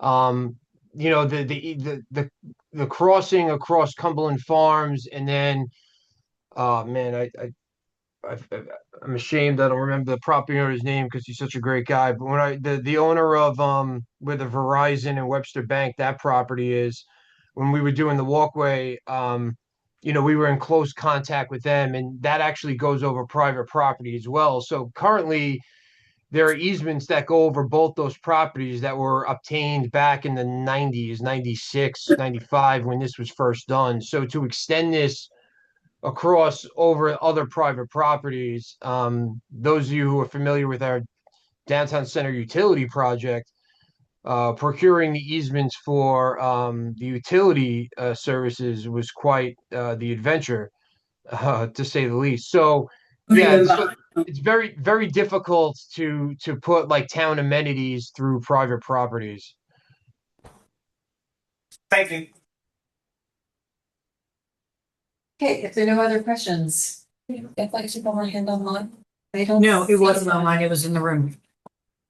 Could I have a motion then that we close the public hearing and move to deliberation? Like that. And a second? Second. John, do the other discussion, all in favor? So the public hearing is now closed. We'll talk about it. I think it looks great. Will we complain about it? Yes. Right, and I know as a biker, that long strip down through the middle of town has always been a problem, and you look for like, where's the best place I can cut through? Right. And to the woman who said it's human nature, yeah, I'm one of those. I think we all are. So we'll just see how it goes. But I think it's a huge improvement to have that cut in the middle. And partially movement. When a quick comment is that, the Tuxas walkway, a lot of people don't know it exists. And that fence will tend to say, well, Draw attention. it's an introduction Yeah. to it. It will point it out. So Yeah. great. I think it's gonna make it look so much nicer, because, Yeah. I agree. you're like so beautiful down here, and then it's like, John Morgan? Yeah. Yep. Carol, John Morgan. Oh my gosh. I lost the question. Oh, do we need to make a recommendation for the monolithic granite versus the river stone? Or is that already set? In your conditions, if you can, yes. You can absolutely weigh in on what materials you want. Do we need to? I mean, if is it already set to be the monolithic granite? No, both options were presented to ACA. ACA made their recommendation to be the granite Oh, they did. sitting wall. Oh, Yes, okay. that was their recommendation. I didn't hear that. Committee. Okay. Yes, so you can, so do we you decide, can, or is it a recommendation we make? Who decides on the design? you can make a finding in your approval. Yes. I would go with the structure that, ACA went for. yeah, because I agree, I've tripped myself. Okay, with the Agreed. comment, all ADA accessible, and then, yeah. Yeah, plenty of room for, But in brain. Oh, they go. look, can we add that as a condition? Yeah. Have we done a traffic study or thought through the extension of the median at all? Like, have you guys done a traffic study on that? You can't ask any more They did questions. say The that public it's hearing is gonna- closed. Okay. Yeah. Yes, I think it's I think they did the traffic study when they looked to redo the traffic lights. It makes sense. Thank you. Okay, we have a staff recommendation for approval, draft. So could I have a motion to approve? Motion to approve, Michelle, thank you. And second, John Morgan. Do you want to go ahead and read, John, do you want to read the resolution? I don't have it printed out. I can do it. Want me to do it? Michelle can do it. Is that okay off the hook? The following draft resolution is offered, the Madison Planning and Zoning Commission approves application 26-26, Boston Post Road, US Route 1, Madison Center Project Phase 3, Zone D, District.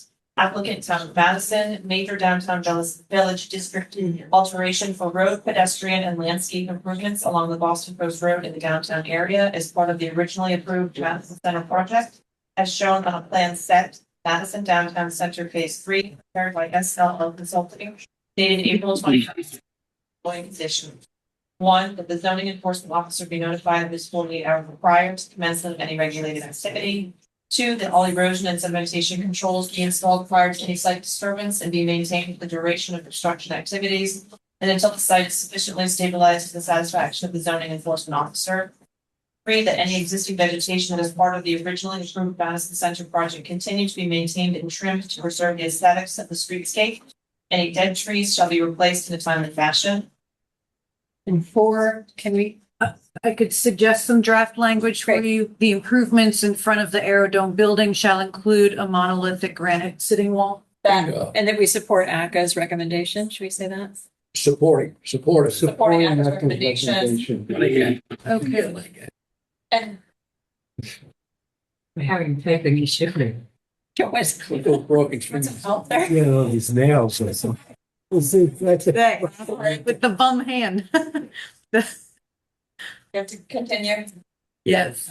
In the event that changes to the approved plans are required as a result of other agency permitting to support the proposed activity, the Madison Planning and Zoning Commission reserves the right to review said changes and may require modification of the approval. This approval is made based upon the finding that the proposed project meets the design guidelines of the downtown village district and will further enhance the goal of maintaining the character and the viability of the commercial downtown. The effective date of this approval is September 3rd, 2026. Thank you so much. Any further discussion? Erin, you got the condition in there? Yes, as supported by AFA. Got it. One question, can I ask a question? Discussion? Yes. Does the third condition take note of the discussion that we have regarding the preservation of that large tree? Add that as a. Should we note that? It's noted on the record and I believe in the plans. If you'd like Make sure it was covered. to have language in there. This is referring, there are existing dead trees out along Smaller ones that were planted as part of. existing street trees that have not been maintained, have dead branches, and others that are dead and need to be Just replaced. wanted to make sure. Yeah, the second one said, yes, thank you. Although every spring I work is it waits to put its leaves out. All right, I think we're good. All in favor? All right. It's unanimous. Thank you, everyone. Next on our agenda, I think it's the same team group, the same team. Yes.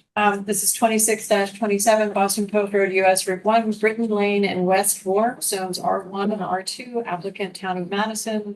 Major downtown village district alteration for pedestrian improvements, including sidewalks and crosswalks on the Boston Post Road, US Route 1, Britton Lane and West Fork. Could I have a motion to open public hearing? And there's a second. Mike, any further discussion? All in favor? Public hearing is open. Okay. So my name is Rob Russo. I'm the town engineer in Madison. This is for the crosswalk sidewalk project. Here, this is started back in 2023. This is a LOTSIP funded project through the state of Connecticut. So LOTSIP, Local Transportation Capital Improvement Program. We had to go through the SCROG, which the acronym is South Central Regional Council of Governments. We went through our SCROG, which they ultimately approved the project and submitted it up to the CTDOT, which ultimately got us the LOTSIP funded. So this is 100% state funded, as well as incidentals, construction, inspection, etc.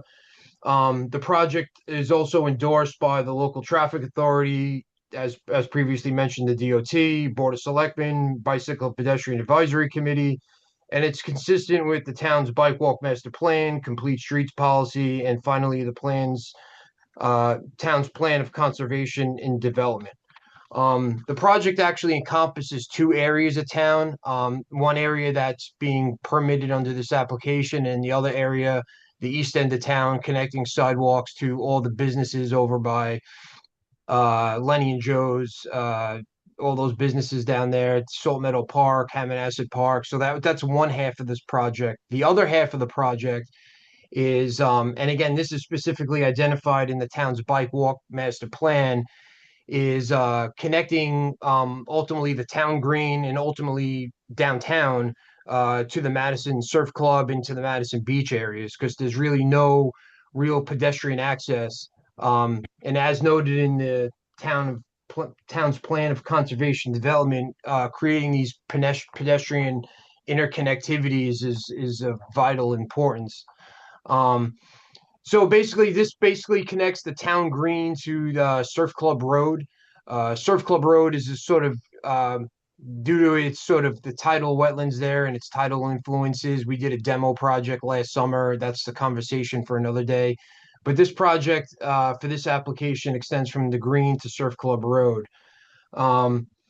Basically, I'll go through the plans real quick and just kind of let you know where this section of the project, how this leads and what we intend on doing. And again, like the last project, we'll open it up to any questions, design, or anything else that you may have.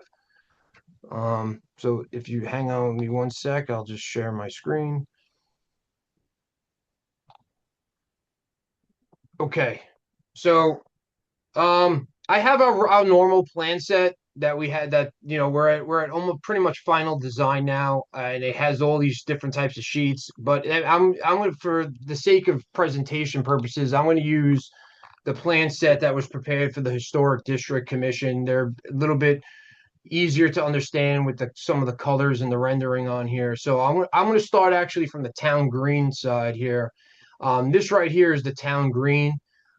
Basically, there's the existing paver sidewalk network from the town green.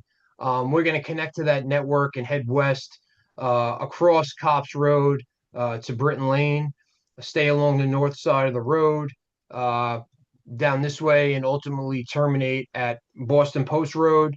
As you can see here, I know it's a little difficult, so let me zoom in.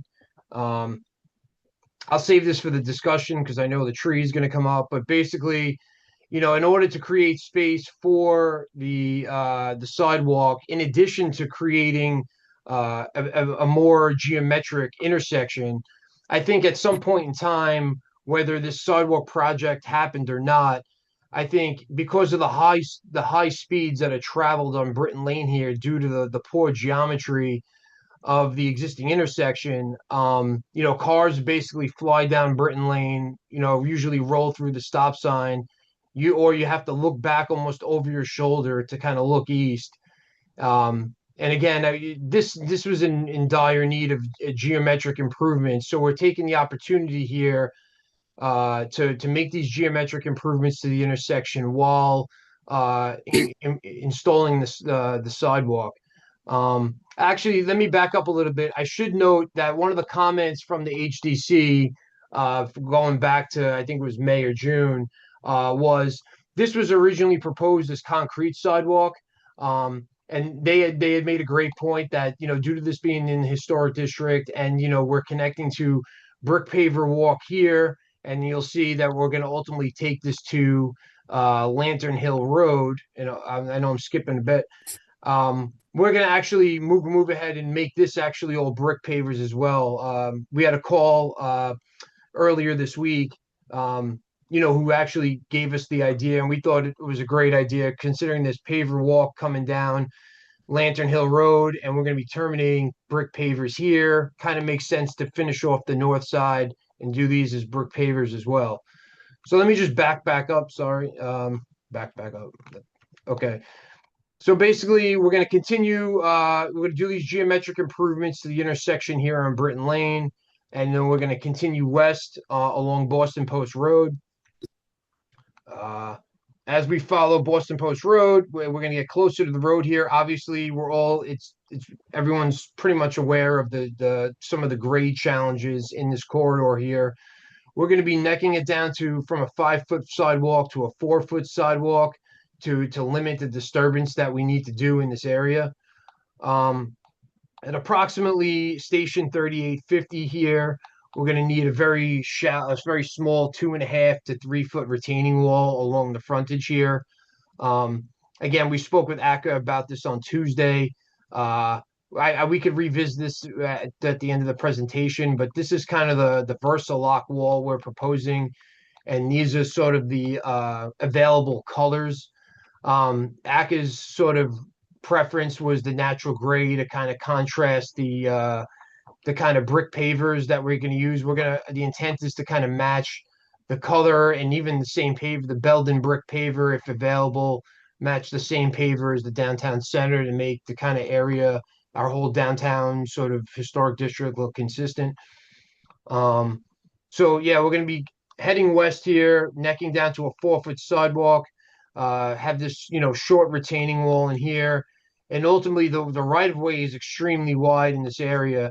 So we're gonna, veer off and kind of meander, heading west, to ultimately terminating at Lantern Hill Road. You will have a crossing at Lantern Hill Road. And then we had a question the other night. Before I get to the crossing here, let me just start with this. We had a question from ACA. Why is this sort of 90-degree piece here and 90-degree piece here? Well, when DOT did this project, originated as a mid-block crossing based on, the chief of police and the local traffic authority have received a number of calls for this mid-block crossing, as well as over at Dudley Lane on the east end of town, about there's no safe way to cross from the north side to the south side. So the project started at its inception as just having these crosswalks. And then, we thought having a means of ingress and egress to these crosswalks would make sense. And we started with a very small amount of sidewalk. And then the DOT came back when we applied for the lots of funding and proposed expanding the sidewalk network.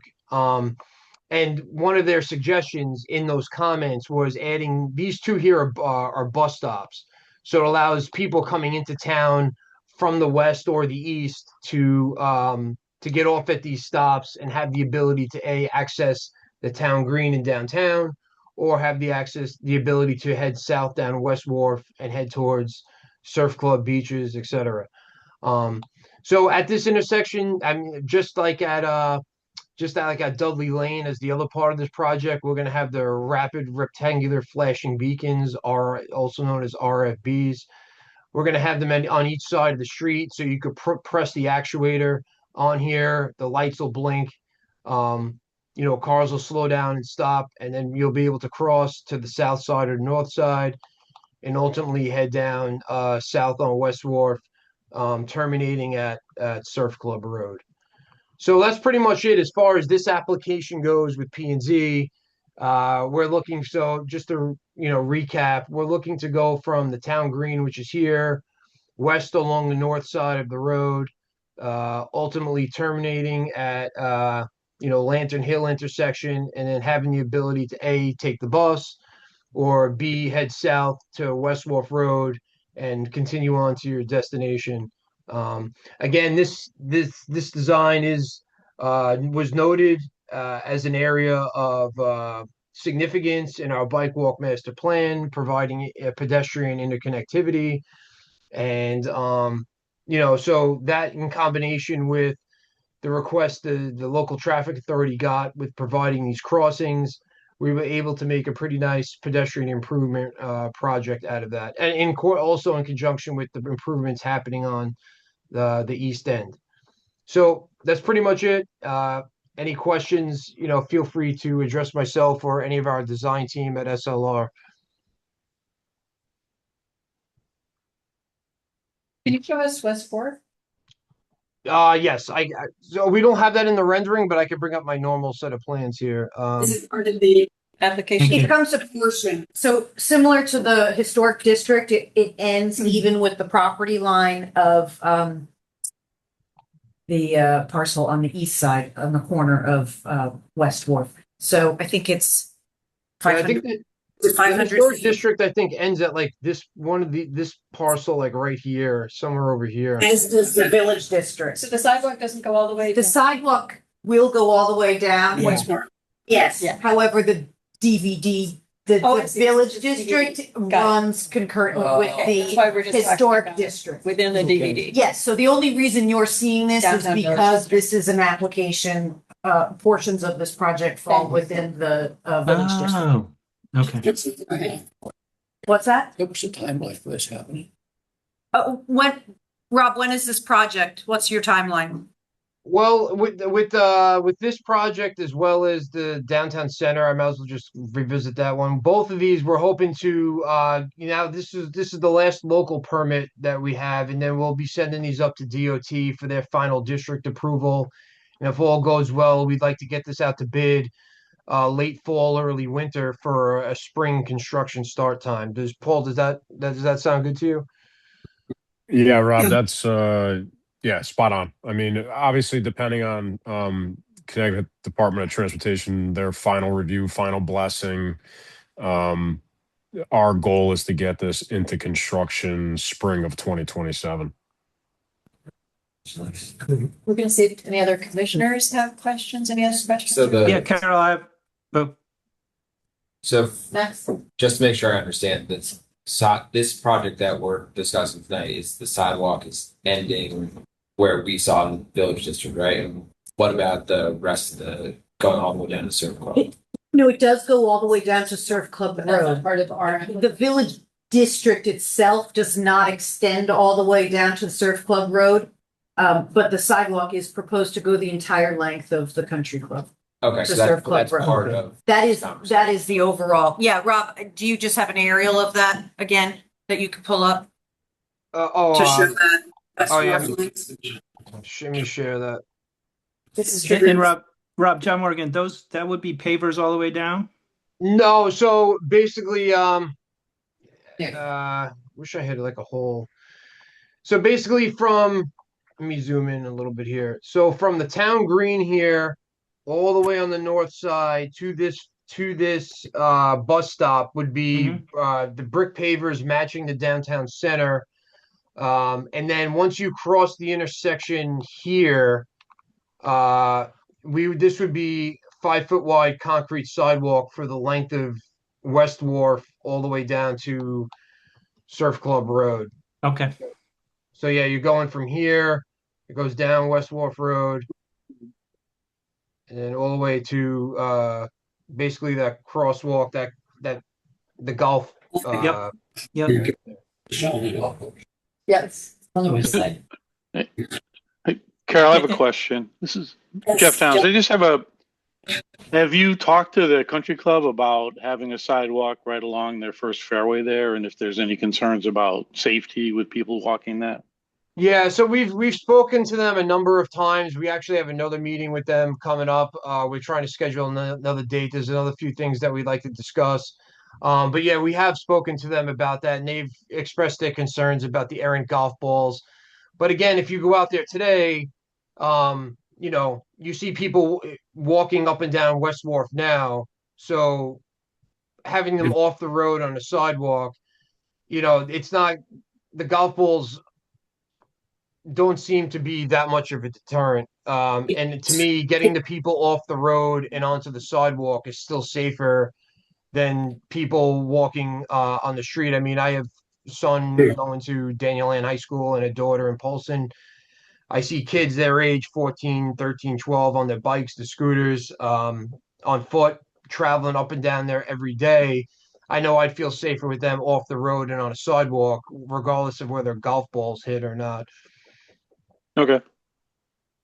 Thanks, Jeff. John, did you have a question? Yeah, Rob, the flashing crossing lights are only going to be at the Route 1 West Wharf intersection? As part of this application, as the project area that we're presenting to you here, yes. We are Okay. doing another one at the east end of town, but again, that's not a part of this. Great, thank you. Any other questions? Michelle? I'm just trying to visualize those DVDs, crosswalk lights. There's not a stoplight or an intersection light there. It's just gonna indicate to the cars that they need to stop and let the pedestrians cross. Yeah, we have them on Bradley Road. In fact, one of them just got hit by a car. So the one that's on the train station side is down and out, but the one on the south side is still there, and that's probably the best one to use. It's basically there's a push button on it. It has the crosswalk with the down arrow or the diagonal arrow showing where the crosswalk is. And then basically when you press the button, they blink for a duration of time. They're solar, so we don't have to meter the service or run any connections from any poles or anything like that.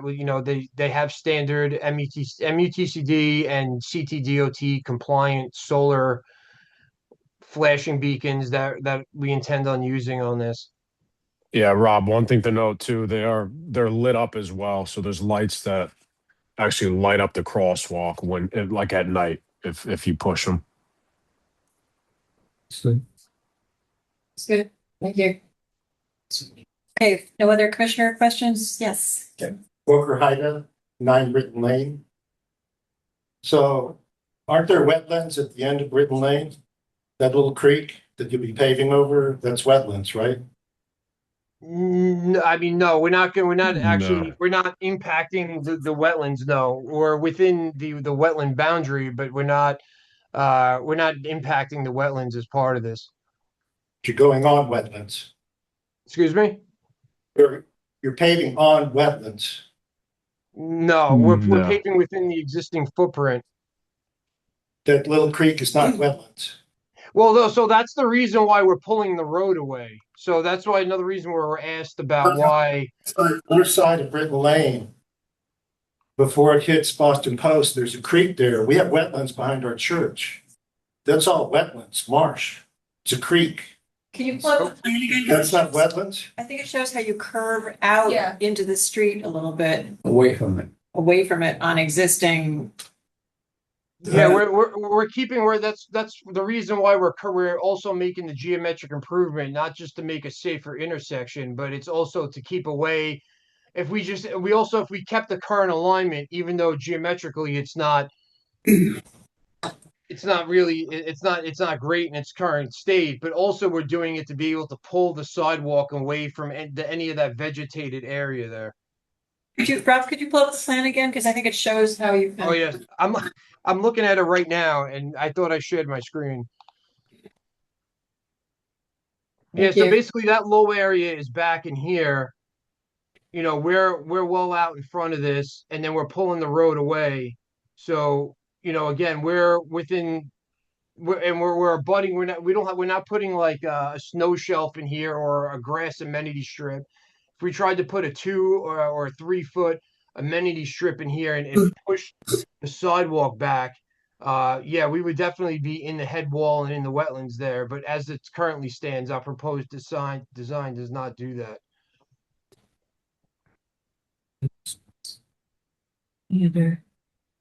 Okay, yes. Yes, I got a few questions. Rob, first of all, thank you for, Excuse me, could you identify yourself for the record? sure. Tom Ferrera, 485 Boston Post Road. Oh, I put a face to the phone calls. Yeah, that was me. Thank you. I had a couple of questions. Actually, I didn't have this question issued, but now that you're talking about those crosswalks, people come around that pretty quickly, really fast. Have there been any studies at all, like traffic or speeding? Because you come around that pretty quick, and like especially if you're going east. I'm sorry, if you're going west, it's kind of a blind spot there. Yeah, so there have been studies there. In fact, that's part of the reason why with those that your speed sign that's up like a couple 100 feet down from our location, and that just doesn't show you your speed. That actually collects data so that the police department has access to the number of vehicles, the speeds they're traveling. Whenever you see those your speed signs out there, it's not just a flashing indicator of how fast you're going to get people to slow down. Those actually do collect data too, as well as I think the DO, I think the chief at one point had the state come and study this intersection as well. So yeah, no, it does. They do travel at a relatively. I don't know what the exact 85th percentile speed is. That's like they do spot speed studies to figure out, this is the speed limit here and how fast are they actually traveling. People pretty quickly. That's, anyways, as long as you've done that, that was just a question I had. A couple other questions. So, with the sidewalk going on 485 Boston Post Road, first of all, I'm not sure if everybody knows, but that 485 Boston Post Road is actually lot 1 of the Lantern Hill subdivision. So eventually that will be developed. It's actually lot 1 of the development. So I think, so the future plans would be for the entrance to come off of Lantern Hill Road, and there won't be a 485 Boston Post Road. Okay, so like right now where you have the driveway going into, right there, going into 485 Boston Post Road. Eventually in the future, and there's no plans, by the way, like there's no plans out there. Sure. Yeah, right here. So right here where you have this is the driveway, I believe, going into, there's a gray house there. This is lot 1 of Lantern Hill development. Yeah, it's not built yet. And there's no plans for it to be built? I think there used to be a gas station there. The gas station was over here. Okay. That was all part. So anyways, eventually when someone does develop it, the entrance to this home here will be here and this will go away. So I just wanted to let everyone know that. But there are no plans for that. Question I had was on the maintenance. So like now there's a sidewalk there. Am I responsible for the maintenance now? Like shoveling the snow and? That's an ordinance, not Okay. within the purview No, of this okay. commission. So answer is probably yes. Rob It can is, provide yes. that. Yeah, Yes, the there's reason why I asked the question is not so much maintaining the sidewalk, but I know there's a bus stop there, so it becomes even more important to probably maintain that sidewalk rather than like if you just have a sidewalk in front of your house and you probably might wait a day or two. With those, with the bus stop there, it just seems to me to add more liability. So I was wondering if the town is the town going to shovel the bus stop or how's that going to work? So again, as Erin said, we have our town ordinance that it's the maintenance and snow removals, the responsibility of the abutting property owner. Again, my stance is, this is our second sidewalk project in as many years, and this is the most frequent question we get asked. And, the best answer that I can respond to is just citing our ordinance because that's what's factual. If there's a disagreement or you find that it's unfair that with these projects that, that onus is put on the abutting property owner, that unfortunately, that's not an answer that I could give you. That's something that you could bring to the Board of Selectmen and discuss further because making ordinance changes are difficult, whether it's for sidewalk maintenance or anything else, but it's also a greater conversation. So again, I know people wanted me to be able to give a better answer, but my answer is that as of right now, the current ordinance states that sidewalk maintenance and snow removal is the responsibility of the abutting property owner. So who's going to maintain the bus stop, the 2 bus stops there? Is that also? Whoever the abutting property owner is here, Not me, it's just a question. Yeah, the golf club, the south. Yeah, so this would be the golf club and then that's Gutierrez. Well, if that's not for you, that's fine. Just curious. I mean, will the town maintain the bus stops? No, they won't. They will not. They will not. You're responsible. We're responsible. Okay. Yeah. That's how it works. There in the drawing, Rob, you had a silt fence. Can you just explain that to me? There was a silt fence near 485 Boston Post Road in Rockledge. Yeah, so this right here, this still fence. Yeah. Not to sound, I don't mean to sound condescending, but over here somewhere. I'm sorry. You go ahead. I missed that. I thought it was over here somewhere. Near Rock Ledge, on the Rock north Ledge. side of the sidewalk, is there silt fence proposed there? It doesn't show it here, but in Yeah, your there's silt fence here, and then there's silt fence all along here. All along the north edge of the disturbance. Can you briefly explain what the Sure, reason so- for that is? Yeah, so not to sound, so I guess not to sound condescending, but so just, do you know what a silt fence? I'm trying to. Do you know what a silt fence is? I don't know what that is. That's what Okay. I'm. No, and that's fine. I want to provide an accurate response. So what a silt fence is, it's a temporary fence that has, with wood stakes, and there's a siltation fabric that is in between the wood stakes, and that is solely in there for erosion when they're constructing the sidewalk. Any fine materials or anything, if they're constructing the sidewalk and there's a rainstorm, or anything that causes sediment deposits to move, the silt fence is there to catch it before it would enter your property or any adjacent properties. It's just a temporary fence that's there during construction, and then as soon as construction is completed, these wood stakes and the silt fence is yanked out by the contractor, and you never knew it existed. How long is the construction going to take place once it starts? Oh, that's a good one, Paul. That's a you question. Yeah, Rob, I think we estimated based on the recent sidewalk projects done in town, which were done pretty quickly for the length that was installed. I think we're estimating like 4 to 6 months, but that's the entire project. So this area alone that we're looking at, maybe 2 months of that. But like I said, that also is very dependent on the contractor that's selected, the manpower they have. Um, so that's it's a bit of a guesstimate until we get a contractor hired. Will the people who live at 485 Boston Post Road be able to access their home during this period? Yeah, Absolutely. Yeah, we Absolutely. do that. We have cops and Warpus Road now is under construction. We're doing roadway reconstruction, curbing, drainage, some sidewalk up there, and yeah. So the contractors, they do this.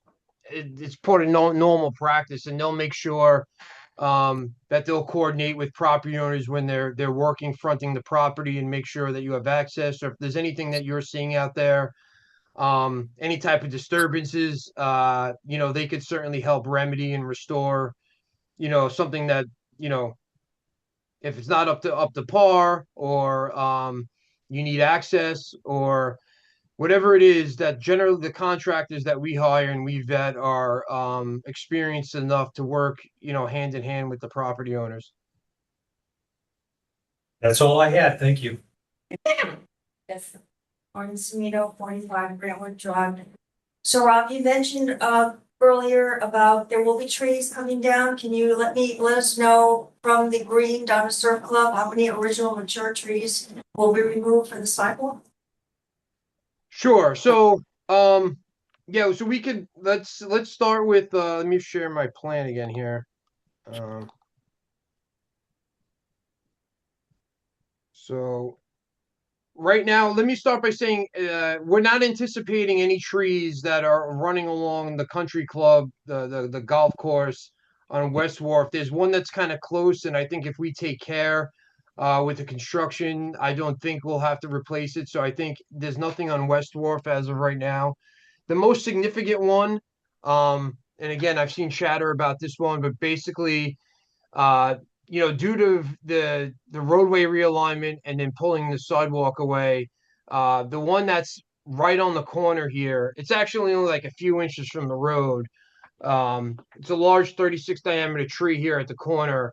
This is the most significant one that's going to have to go. And I think it would have to go even regardless of the sidewalk. I think if and when we were going to reorientate and realign this intersection, which again, I think it is in need for that type of improvement. There's just this one tree sitting here by itself. over by Paul, where was that section that we were talking about the other day? Towards Lantern Hill. Yeah, right there, Rob. I think there might be two or three in there. You know, there's a cluster of trees throughout there. We did, ACA did make a similar comment. They had a similar question. You know, we did tell them that we do plan to hold a line item budget in the contract to maybe install a couple new ones as part of this project where it makes most sense for the couple that will have to come down. You know, one thing you just got to be careful of is when you're excavating for the sidewalk, if you do cut into some roots, we don't want to take a chance, leave the tree and have it, have it die in a few years from now. So we're pretty sensitive to that. And we're going to do whatever we can to maintain most of them, but there will have to be a few that get removed. Yeah, and again, the town is, because there's a wide right of way. I know a lot of this is state right of way, so replacing some of these trees in the state right of way might be tricky. We'd have to discuss with them if they'd be okay with us planting new ones. But if there's other locations here in the project area where we could add trees, especially if we're removing a few, I'm certainly not opposed to that. And the ones along the green as well. Any there's a pine tree that kids decorate, there's the ones along the green. The ones along the green. I'm trying to think of. I don't believe so, Rob. I don't think we're. No, there's nothing. There's nothing along the green or on Britton Lane outside of the one at the end of Britton Lane and Boston Post Road. There's nothing on Britton Lane or the town green that's being impacted. So I walk down the sidewalk on Woodland Road, and when it's icy, it stays icy. Just to let you all know that. And there is a crosswalk on Woodland that nobody stops when I'm standing there. So unfortunately, sometimes that doesn't happen. Yeah, it's tough. Any other questions here? Yes. I'm Tyler Morrison. I'm here as the Vice President of Madison Country Club. Obviously, with respect to West North Road, I have a couple questions.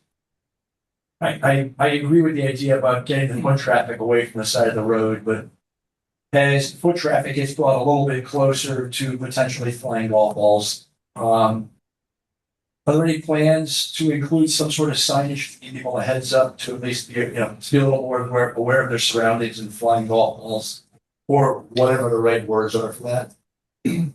Yeah, so I spoke to Ian about that in one of his prior emails, and we could definitely, I noted to him that we could definitely find MUTC compliant signage, and I don't have any issue with adding a few additional signs along West Wharf.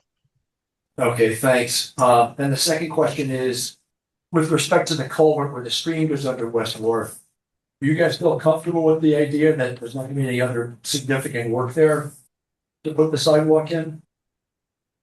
Yeah, Paul, do you want to talk about that location? I know that's outside of this. That's outside of this application. That it leaves the downtown village district. I mean, Darren, do you want me to discuss that now? Since it's, we could certainly discuss this offline much more. And in fact, I'd like to get you guys in to talk a little bit further in the next week or two. Yeah. I know that sheet on I'm looking at it right now. That sheet on West Wharf is outside of this application. Yeah, Rob, real quick though, just to answer, no, we do not anticipate any impacts to that existing culvert or the head wall there. The work is roadside of the head wall. We're not anticipating impacting that. Okay, yep, thanks, Paul. Absolutely. Stand up. Two hours. Dean Sterling, Nathan Brady. And Rob, I want to thank you because I've attended meetings with you, and the change from concrete curbing and concrete sidewalk to at least brick sidewalk and maybe granite curbing is an improvement. And I've been speaking with Tom Boyle, who's now the chair of the Historic District, but I've also learned an awful lot. 6 months ago, I contacted the state and I talked to Deputy Chief John Kinney. he gave me 2 deputies to talk to, because what he told me was the town does what they do. It goes to the Department of Transportation. If there is any funding, and I understand it's done through the DOT, then it has to go to the State Historic Preservation Office. They have the last say. And I've already spoken to a couple of deputies who have voiced some concern about, well, they're not concerned anymore about the brick that's coming across Britton Lane because I'm right on Greenside. But they are concerned about the granite curbing. And I know in the last meeting, I expressed that and the interest of what the state was interested in. So my first question is, has that been removed from just Britton Lane? I know you have to do something maybe a little different on the post road, but did you remove the granite curbing from your design on Britton Lane?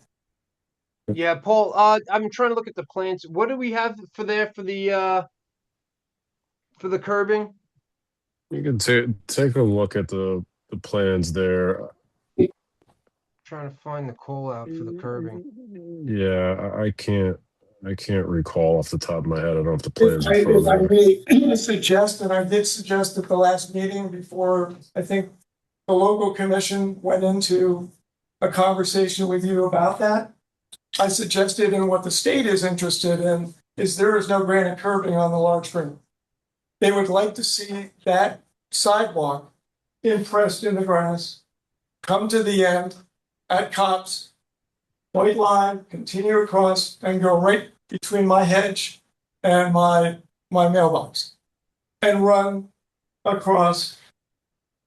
And if it could be connected to the Everett property, which is in between, which is also historic 1910, I don't know. I don't know what that neighbor wants to do, but it should at least be in the grass with no granite curbing. The state is looking to try and get that changed. And if I have to have them stated, I've already talked to Tom Boyle within the last 3 weeks, and he's thought that's a great idea. I don't know whether he's brought that to your attention, Rob, but I know that that's something that is a redesign that the state is interested in.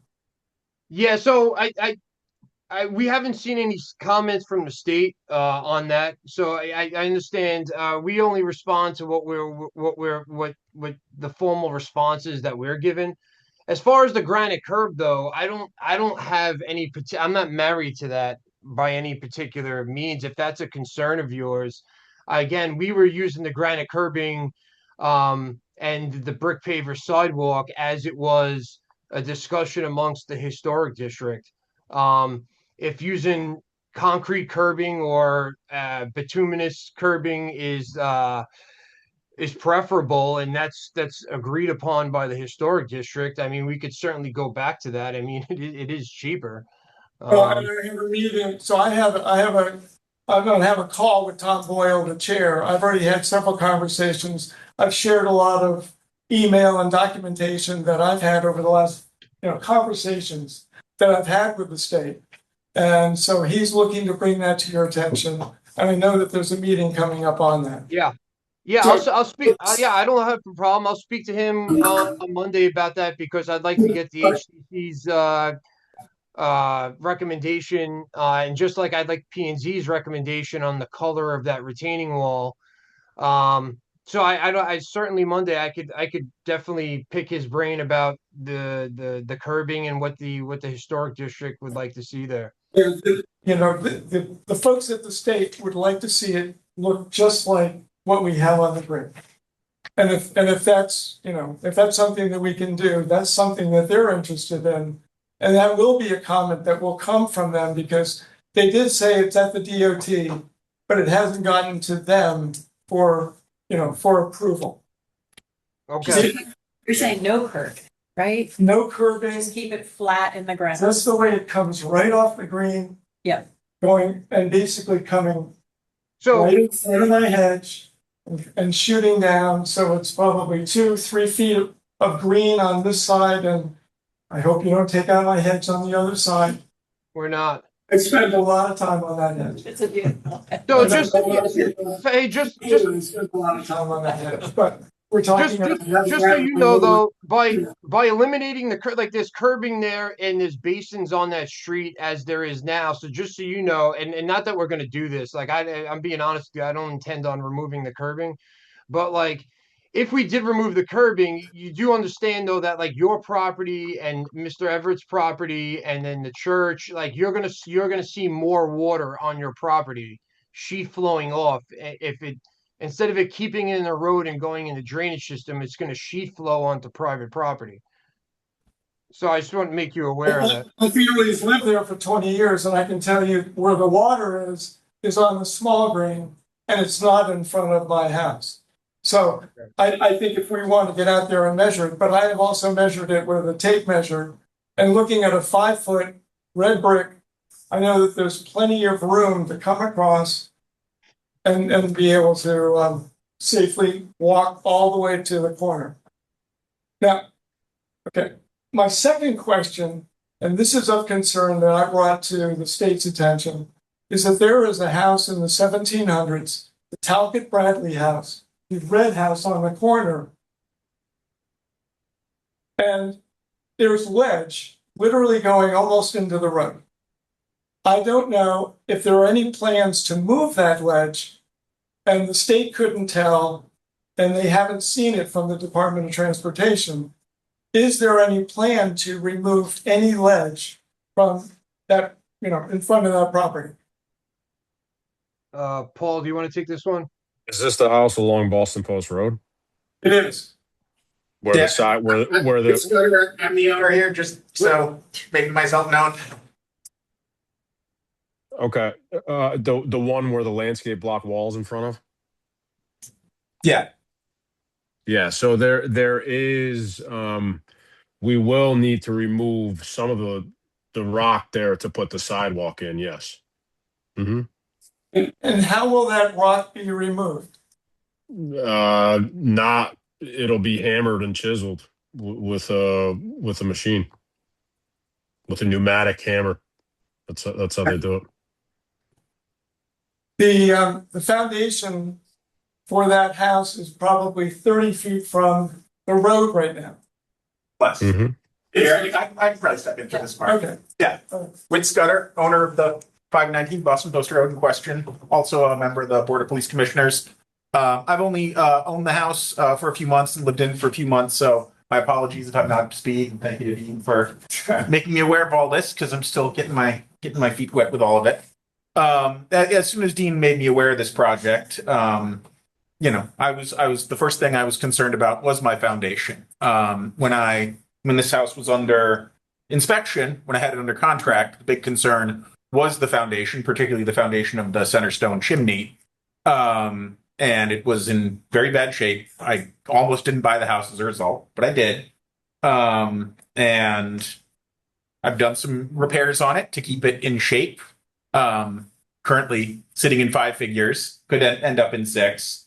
And as soon as I started talking to my folks who I've been working with on getting the foundation into shape so that my house doesn't collapse, they were obviously extremely concerned if there's going to be anything with that rock ledge, because it's loose stone down there. There's no masonry. That's the way they built them in the 1730s, apparently. So I'm still getting my feet wet with all this, but obviously this is a big concern.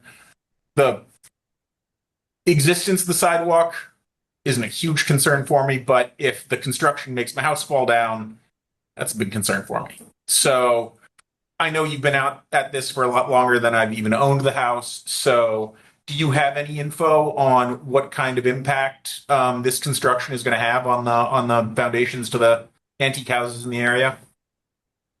So the project is currently in the hands of the State Historic Preservation Office. It got submitted to them, I believe it was last week. Yes, they are the ones that will review it. I'm sure your house will get flagged if it is historic. And they'll look at and question us if they find that to be a concern. I know the state right of way is fairly, wider along that northern stretch of Boston Post Road. I mean, something something we have done in the past on other projects, depending on what type of answer we get from we call it SHPO. They may recommend like a pre and post condition survey. A lot of times if there are older foundations closer to the work zone, they may recommend that gets added to the project, which essentially would be somebody, a private entity or a company, the contractor who gets awarded the job hires to come into your home, inspect the foundation before the project starts. So document everything, go through everything. And then once the project is complete, then you would get the same exact thing done, what we call a post survey, so they could see if anything shifted, anything's moved, anything along those sorts. And that's essentially what that's meant to do, is to cover the homeowner of any potential adverse effects. Now, like I said, we probably will find out more once we hear back from SHPO. And then we could certainly, this is why we have these public hearings. We will certainly take that into consideration as this project moves forward. And if it's something we do have to add to the project, then we will go to SCROG and talk to them about getting that cost added to be able to do those surveys and go from there. I am concerned because, I mean, the foundation, I've started to do work on it, but, I talked to 7 different antique foundation contractors, and the opinions I got from most of them were it's, some of the issues were some of the worst they'd ever seen. Foolishly, I bought the house anyway and have been working on it. And I've got it. I'm happy with the way it is now, but the early responses I've gotten from the folks who know this foundation are why I'm here. Because they were very concerned. And frankly, like a pre and post survey, like if the center stone chimney is collapsed, I don't need a survey to tell me that it went bad. And that's the level of concern I have about the type of work we're talking about, because this foundation is on the rock ledge that we're talking about, and the chiseling or hammering or whatever will be happening maybe 20 feet away from the foundation. So it's going to have an effect. And I just bought this house. I really don't want it to fall down. I don't think anyone wants to fall down. It's an important part of the town's history. So these are my concerns. Understood. As an abutter, but a new property owner, are you getting notifications? Okay, so that, Thank you, Dee. yeah. I had to walk down to his property the other day because I wasn't sure if he saw the sign in front of my head. And he didn't know anything about it. And I said, I'm more concerned about your foundation than mine, because I also have a stone foundation, but it's 3 houses down. Yeah. And I know if there were any blasting, I'd be impacted. And what the state told me was that about the calibration, they put in a measure. If it moves 1/8 of an inch, 1/16 of an inch, or something like that, they would measure the impact. Now, when I asked the state preservation office who would be responsible, they weren't sure whether the state, but then they said, it's probably not the state, it's probably the town. And then I said, how would that work? And they said, maybe a bond. So I'm thinking, I don't want to have my foundation changed. And I don't want to have the town have to fix it. I've got enough lolly columns in my basement right now, and it's doing fine. I am more concerned about that Talcott Bradley house because it is sitting on that ledge. And so that's why I went and I met with, and I'd never met him before, and I said, I hope you don't throw me out, but I have a conversation. Good news, bad news. I'm a reasonably friendly guy. No, you won't. I was. So, well, thanks for raising this. yeah, so Paul, do you know if there was any measurement in a foundation that's impacted, and it could even be across the street, who would be paying for that repair? It would typically fall under, it's not going to be the town. It would typically fall under probably the contractor's insurance. But like I said, I don't want to say anything on the record tonight. Like, we have to review the properties, exactly which one. I don't have the set of plans right in front of me at this moment. I'd have to see the proximity of the foundation to the actual chiseling that we're talking about. So I don't want to promise anything to anybody. We hear both of you loud and clear, and we will certainly take it seriously and make sure, that we incorporate anything we need to in the contract documents to ensure that there's no permanent loss of the house or anything of that kind. Okay. We have questions from people online that we can do as well. Finished? Yeah, I mean, there were one other thing, relatively minor, but there is a garden that's on that rock ledge that the prior owners, the Andersons, and the next door owners, the Cartledges, had maintained. I'm sure you've all driven by it. Tiger lilies, irises. I was pretty excited to inherit that, and I was pretty sad to hear that's going away.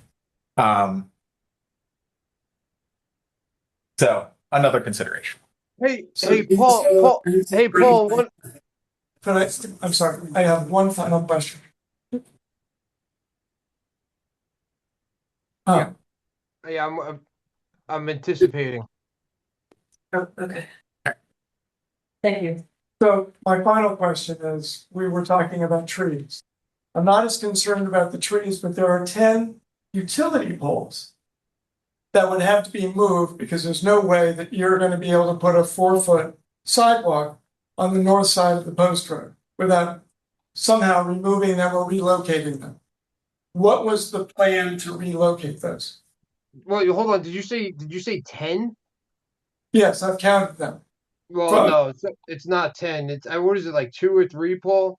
I believe at the most two. Yeah, we limited the purpose of the location of the sidewalk was to limit pole relocations. Part of the reason why the sidewalk meanders up away from the road towards Lantern Hill was to accommodate the grade changes through that area, as well as avoid as many utility poles as we can. I think I only see 2 on here. Probably Westport. I just walked it. So We I'm not sure. appreciate you. Okay. I that was my concern, but I'm still not sure how they're going to fit the sidewalk in front of the utility poles, because the utility poles are right up against the ledge and everything else down that alley. Once more, and then. One that. Okay. Walker Height at 9 Britton Lane. Honestly, makes me wonder if you guys even have walked the property.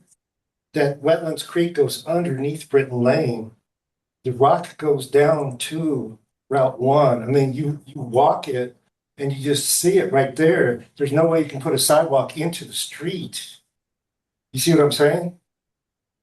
I just don't know if you've even looked at this. They have. Yeah, we obviously, we of course have to. I mean, the only way we have information to design it is from a full topographic survey, and from that, that's what we design off of. Of course, we have seen it. Sometimes it's very hard to visually anticipate how things are going to get installed until you actually see them go in. Sometimes it's deceiving. And keep in mind too, we're not doing anything that, let's say, most of this is a state-owned road. So we can't just go put things in and design things without their approval. They have to grant their blessing to us. They own the road. Whatever we do, they need to review thoroughly and approve.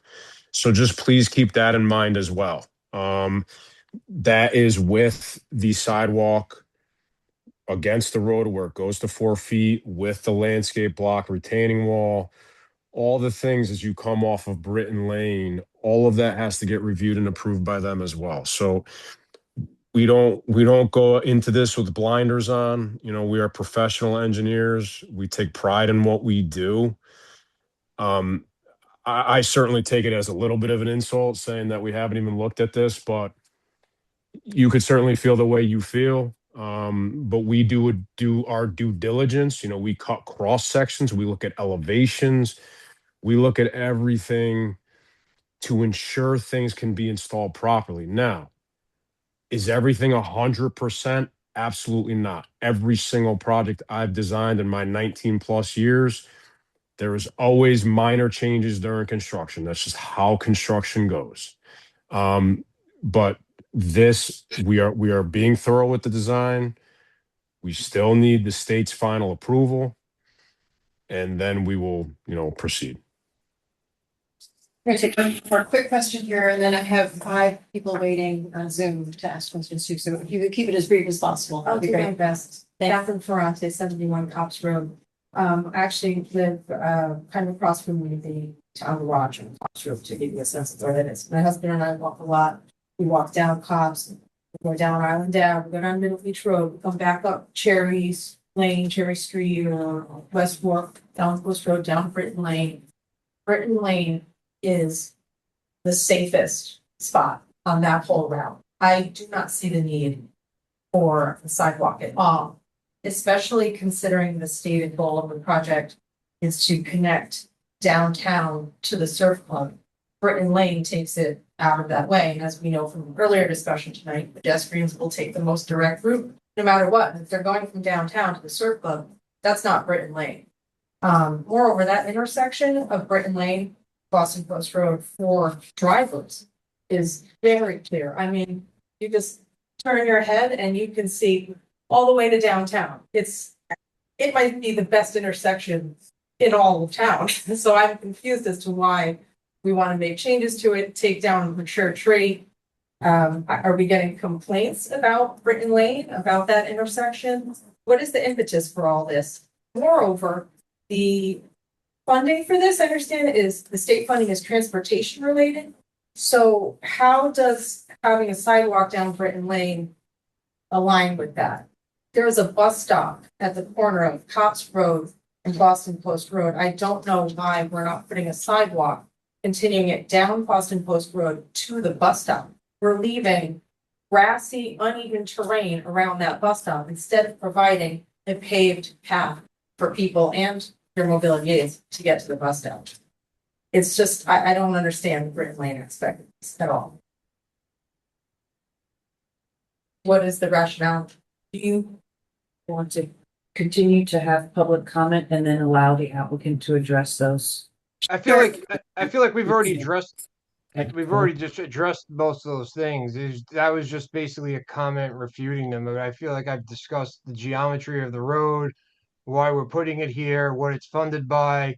To answer your question, the Lot Zip Transportation Program, they do allow non-roadway related improvements, meaning like sidewalk and pedestrian improvements and bicycle improvements for non-collector roads. So even though this isn't classified as a collector road, Britton Lane, it was accepted into the Lot Zip program. And again, I gave all the alphabet city of all the organizations that supported the project, who do think it's appropriate, who do think it's a good idea. So I don't think we need to go further. I think we've answered all the questions that you noted. As a taxpayer, I think it's a waste of money to put a sidewalk down Britton. Okay, Catherine Ferrante, 71 Cops. Thank you. Thank you. I'm gonna open it up to the hands that are raised online. Aaron, there's Fran Bay. Yep, I have Fran first. Fran, if you could identify yourself for the record. And I think from the chair, be short as possible. Thanks. I missed that last part. But anyway, I'm Fran Brady, 108 Genesee Lane, co-founder of Mad for Trees and a member of the Tree Advisory Committee. As Catherine just mentioned, I have a lot of similar concerns about the validity of the judgment. And Rob, don't take this personal, please. You're taking it personal. First of all, I want to talk about that tree. That tree is a white oak, maybe a swamp white oak, that has a circumference of 117 inches. That's 37 inches DBH, not 36, 37. That makes it approximately 185 years old. That tree is shown as a mature tree on the bicentennial drawing of the Town Green area that the Garden Club commissioned for the bicentennial in 1976. That's an old tree. I've got to make sure I do everything in the right order here. I would like to, again, respectfully challenge the geometric improvement at Britton Lane. I was there this morning in my car. I walked it. I walked around the tree. I was in that corner. You could see, as Catherine said, miles in the current configuration. There's no impediment at all. There's 18 feet between the white strip, the white, traffic marking for the Boston Post Road to the tree. So it's only when you change the configuration do you then put the tree in jeopardy. It becomes a innocent collateral damage of this project. Why not put the sidewalk on the south side of Britton Lane and then make it go around the tree toward the Boston Post side? I don't understand why it has to be. Is it because you want to take advantage of existing sidewalk by the church? There's plenty of room on the south side to put a sidewalk. And so my question is, can you squeeze it in? And can you avoid this disaster of cutting this tree down? My last comment is that, let me just make sure I lost my place.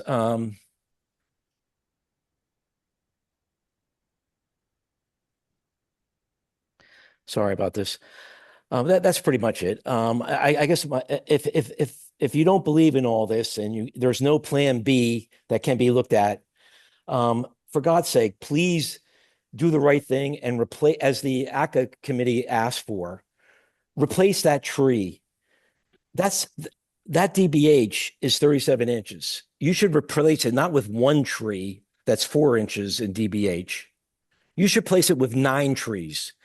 There's plenty of room to put it on the south. If you're not going to put a sidewalk, you could put some shade trees on the south side of Britton Avenue. Plenty of room for more trees. Don't give me 1, give me 9. So that's my comment, and I hope we can proceed with the regulation improvements that the advisory committee has provided to the zoning committee and to the land use department as soon as possible, because we address these kind of issues and we don't have to beg and plead. Thank you very much. Thanks, Graham. Thank you. Next, we have Betsy and Tom Meehan. Yes. Betsy and Tom Meehan. Here you go. Great. Can you identify yourselves for the record? You unmuted, but I'm not sure your microphone is working.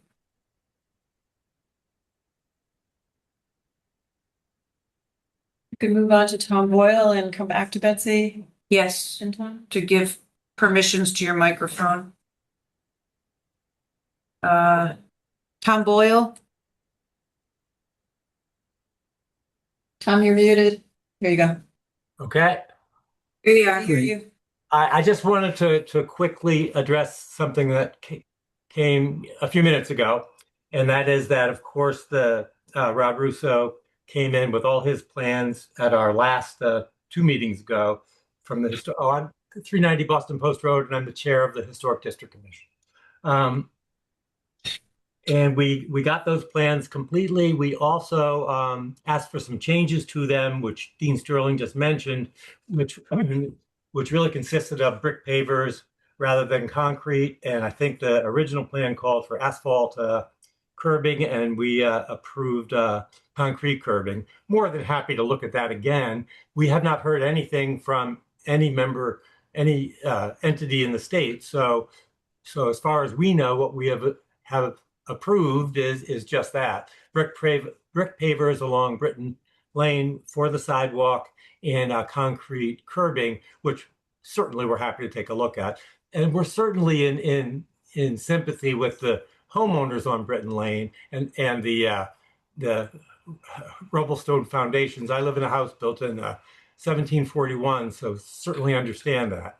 But that's beyond our purview. I just wanted to let everybody know that we are right on top of this. And if we hear anything from the state, we'll certainly comply with whatever it is. Should we try Betsy and Tom Meehan again? Yes. Betsy and Tom, are you able to unmute?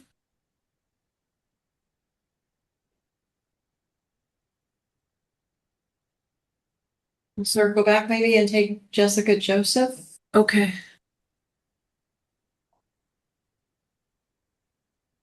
Jess, If you could Yep. identify yourself. Thank you. Jessica Joseph, 129 Green Hill Road. I'll keep it brief. I just want to applaud P&Z for keeping this moving along. Mr. Russo and his staff are, just as I'm listening to everyone, I sympathize. I also live in an old home, 1880.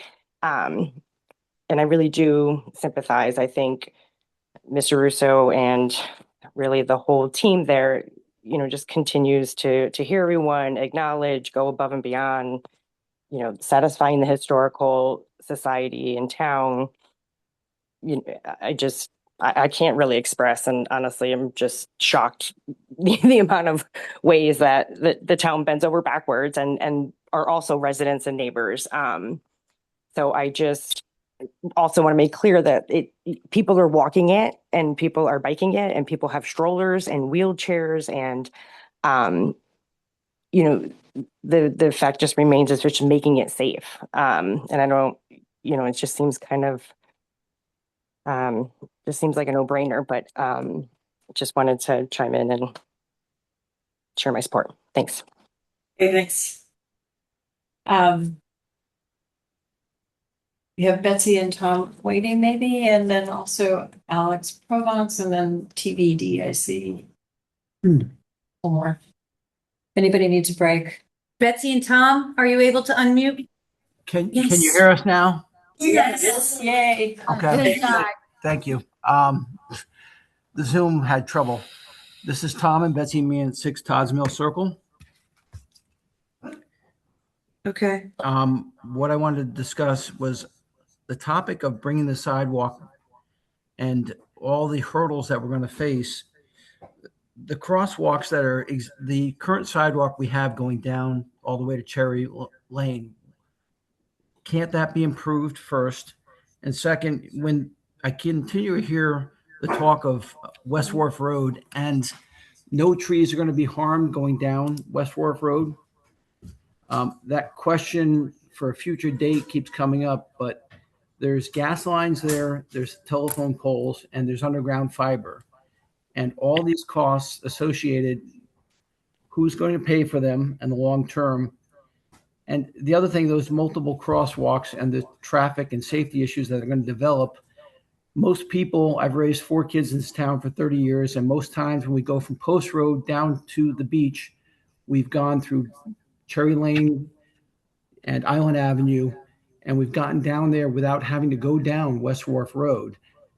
I don't hear any complaints from Cherry Lane about bike, strollers, joggers.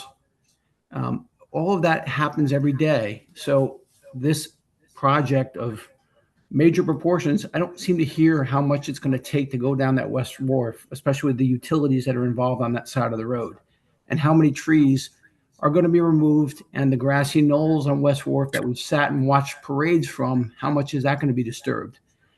So the project itself seems like it's going to be a bigger expense than anybody's putting out there. I don't see a lot of budget numbers for the long term going down West Wharf, and that's what I'd like to see. And also, when our member there, Ms. Russo, you said that you'd feel a lot better going down West Wharf if my kids didn't have to be on their bike on the road. Is this a bike path and a sidewalk, or is it just a sidewalk? Because there really shouldn't be a bike or an electric scooter or anything on that sidewalk. So it's a contradiction saying that's a safety, but we don't want electric scooters and bikes on a sidewalk. So can you explain that, please? Thank you. Thank you. You really want me to clarify? Okay, so I just want to see if you want to wait until we finish hearing the remaining comments to respond. Let's hear the remaining comments, because I think 95% of what he said I already spoke about. So let's just let's move along. So next up is Alex Provence. Alex, if you could unmute and identify yourself for the record. Good evening. This is Alex Provence, 917 Boston Post Road. Just a few comments and concerns. Rob, I'm sure you know what I'm going to bring up, but I'm going to start on a positive note. Not you, Alex. Come on. Nah, don't take it personally. We're all just concerned residents that live here and our own property here or grew up here and want to do what's best for the town. So I'll start off with the rapid flashing beacons. Statistically, and I know they save lives, but as a former member of BPAC, and I know the LTA has discussed it as well, it does take some defensive walking that I hope some education will be put forth to help teach people that just because the lights are flashing does not mean that they're seen, and it's not necessarily a green light to walk. Still need to really make sure that cars are making eye contact with you and are indeed going to stop. I know people don't always know or pay attention or are used to driving through crosswalks. So I hope for the sake of safety that some effort will be taught to people. And also drivers are oftentimes caught off guard and rear-ended because they make a quick stop last minute. But statistically, they will save lives, and I hope and I think it's a good thing. Another positive thing, I know ACA had talked about the different samples, the gray and the slate gray for the retaining wall.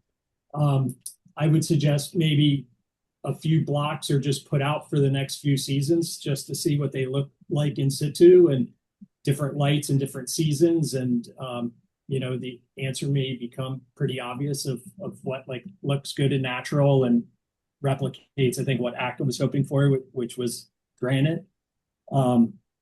Wouldn't be very expensive and probably easy to do. Now to the tree, Rob. ACA discussed it and it was brought up. There was concerns, and I know part of what you do for a job, you've got to make it through quickly and de-emphasize the tree. But to Fran's point, there's a map that he shared from 1839, which was the bicentennial year that mapped out all the trees and cataloged, and it was a white oak, tree number 22, which would make it a 185-year-old tree. Oak trees can live 2, 3, 4, up to 600 years. And in fact, I mean, when you drive down our village, it's these trees that are irreplaceable. You can plant 9 smaller trees, but you'll never in our lifetime or your children or grandchildren will ever get a tree this magnificent and special. So a few concerns or suggestions, I should say. One, if the tree does get removed, if it's shredded or chopped up or put out to decay, pretty much all the carbon dioxide that it sequestered in its lifetime and put into its tissue is put back into the atmosphere. So as we all are concerned about climate change and sea rise and stronger and more frequent storms, that tree is sequestering all the carbon from 185 years. And if it's removed and just shredded, it will decompose and all that carbon is put back in the atmosphere and we're back where we started. So I would hope that if it does come down, it gets repurposed and turned into something that doesn't decompose. I don't know, find someone and have it turned into furniture or planks and used. Wrap up in a minute. I think I'm free to speak as much as everyone else did in the audience, and I'm sure I'm.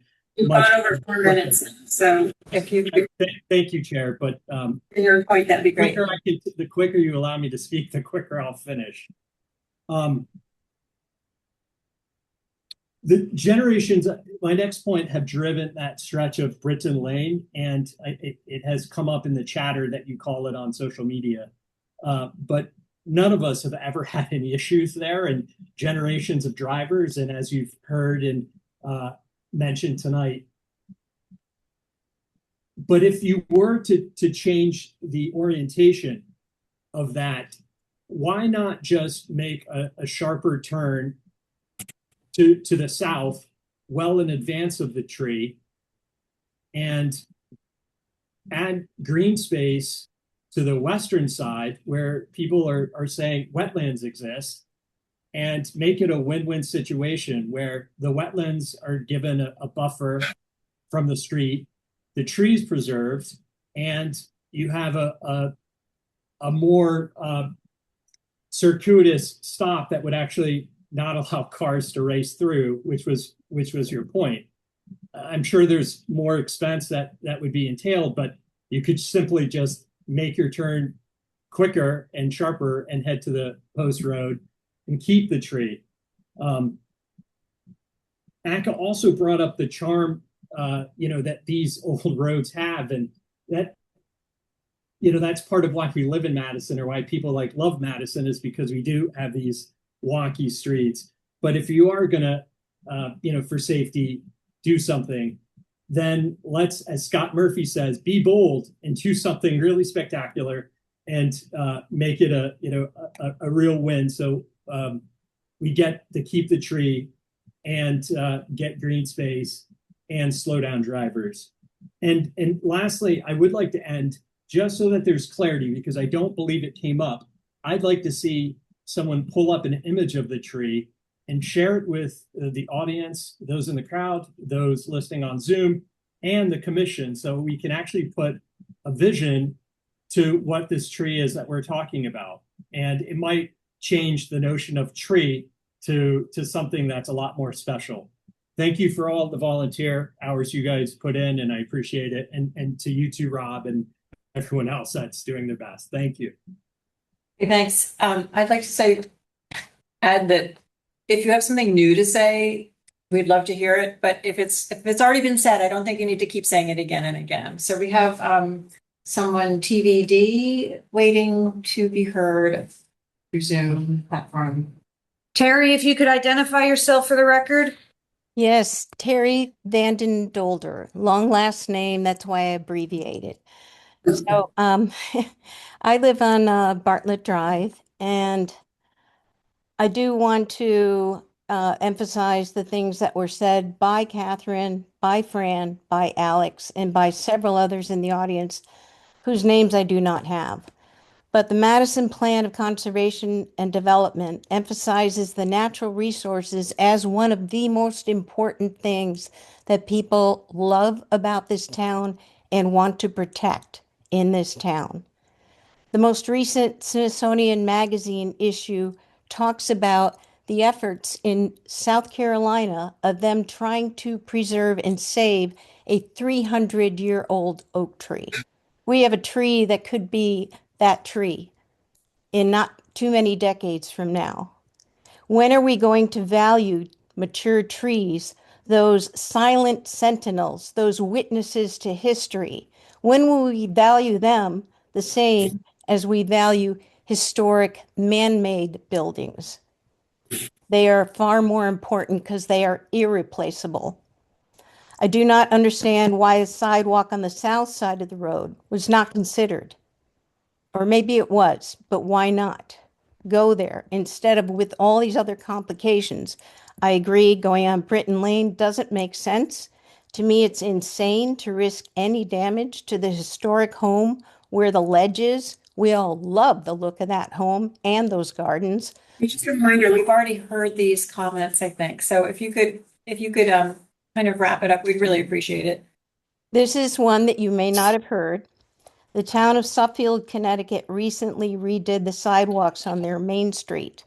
I will send you some clear pictures as to how they went to great extreme efforts to avoid the damage of mature trees on their main road.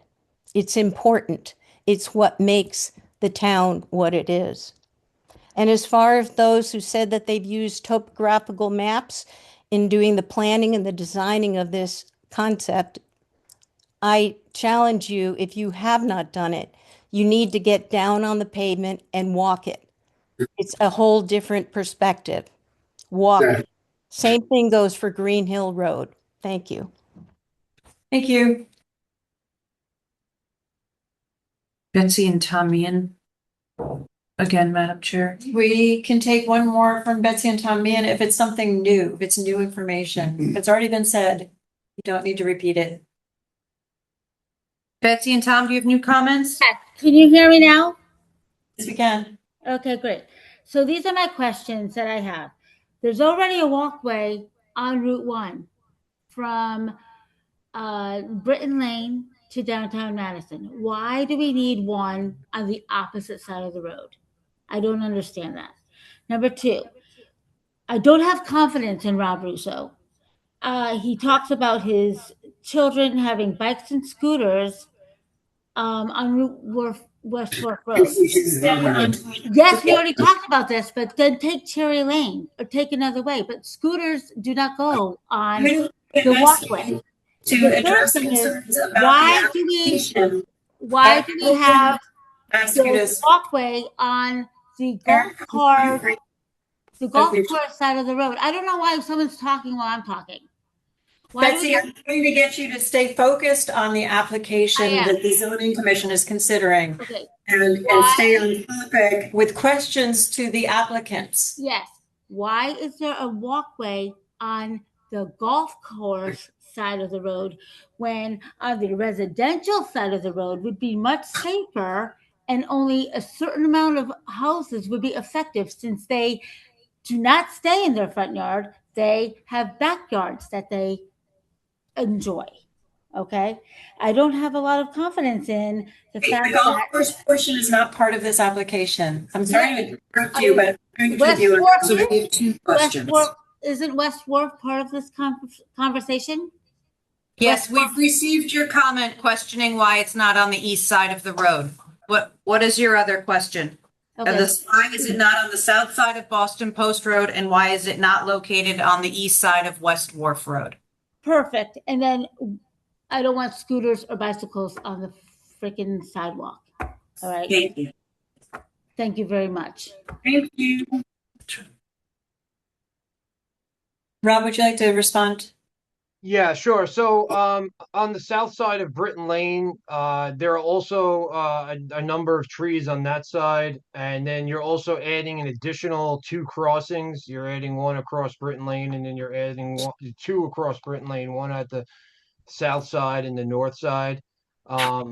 So just geometrically, it works better on the north side than the south side. And again, if tree removal is a major concern, even though you're not losing a 36-inch, diameter tree, there's still 3 trees. I'm looking at now 3 trees and a utility pole that'll have to be removed if we put it on the south side. As far as the east side of West Wharf, I mean, that one to me is like a no-brainer. We decided not to put it on the east side very early on, where, there's numerous grade changes. There's even more trees on the east side of West Wharf that are very close to the road. Because of the grade changes, you'd have to impact private property, which we don't have to do with this project. We could keep it on Britton Lane, and on the west side of West Wharf, we could keep it within the town's right of way. And then, I'm just going down West Wharf now. I mean, there's a number of landscaping, fences, mailboxes. I think there's a little rock wall. The impact opposed to putting on the west side or the east side of West Wharf is very clear. And I know everyone's adamant about the kind of boots on the ground observation approach here. So I could combat that with, if you look at West Wharf, I mean, it's clear that the sidewalk should be on the west side with the amount of impacts there would be on the east side. Thank you. Okay, we still hands raised, but Lyon Hurdle has not yet spoken. There's someone who hasn't been heard yet that we would like to hear from. Lyon, if you can unmute yourself and identify yourself for the record. Hi, can you hear me? Yes, we can. Okay, I'm Lyanne Hurdle, 23 Bradley Road. I just want to say that I do have confidence in Rob Rousseau. I'm on the Bicycle Pedestrian Advisory Committee, and I appreciate all the work that he and the PNC and everyone else involved is doing to find a way to safely connect our downtown to the surf club. I don't actually have a question. I think that this has been a well thought out plan, and I just wanted to voice my support. Thank you. Thank you. Thank you. Commissioners, can you take more questions from people who already spoken? But that's at your discretion. I thought we heard plenty, so I think I'm gonna say that we've heard from everyone. We hear you loudly and clearly. Yes. And also I want to emphasize that your letters are on the file and in red, and so And fully considered. considered. So please keep them coming. I think for this public hearing and for this application, we've got a lot of information. Rob, we appreciate you and your team's responses to all these questions and comments. But I would like to entertain a motion to close the public hearing. There's John Duza, seconded by Max. Any discussion? Yeah. John and Jeff, are you still with us? Yep, I'm here. Yes, yes. So let's move to deliberation. Any thoughts, any additional comments, questions, discussion among us? Tree issues, it's good. But just seems like the train's rolling down the track with comments. And I think maybe our best bet is to try to get us in there to really place some tree splits in the bowl. I do like I share a similar concern about the removal of the tree.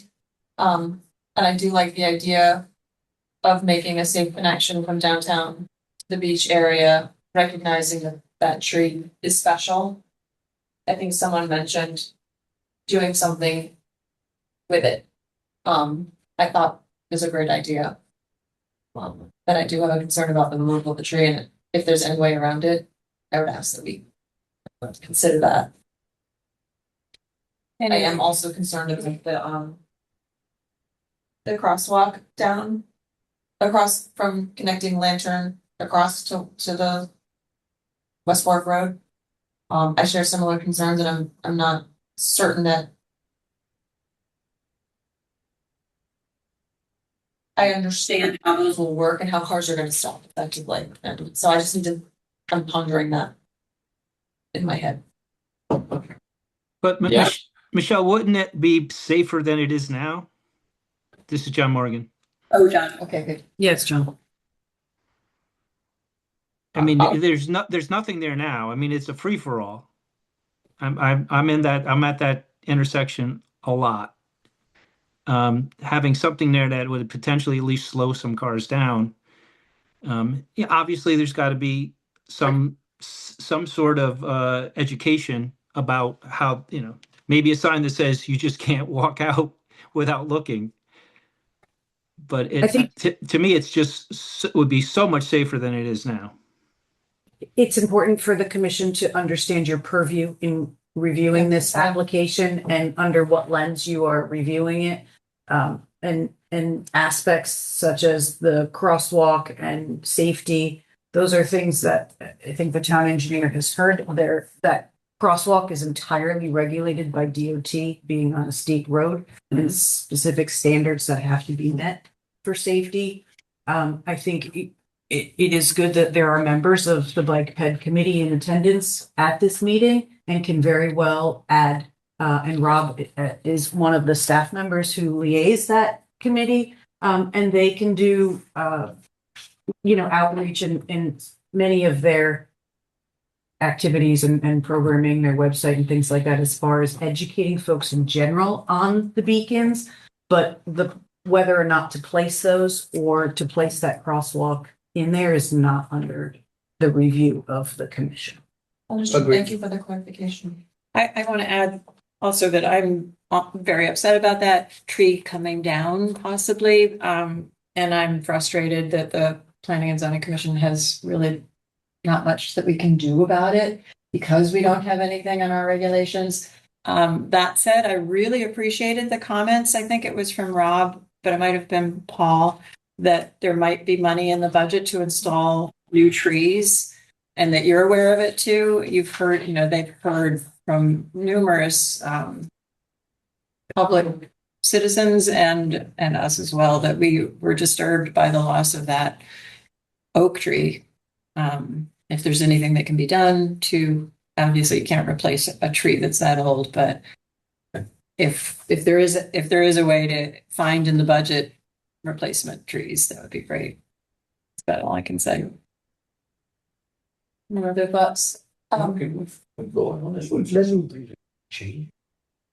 If it changes, I think it comes back to us. Is that the process, Erin? Well, so you close the public hearing, so you can't accept any alternative plans or suggestions from the applicant.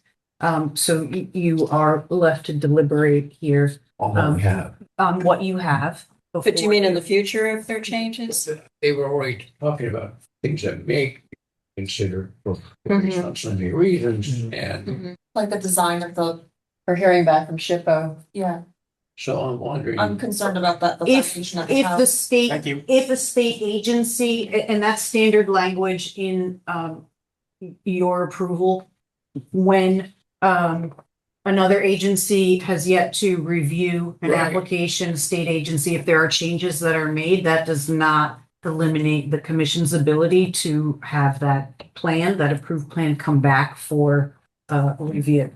Okay. Yeah. So they need to make changes.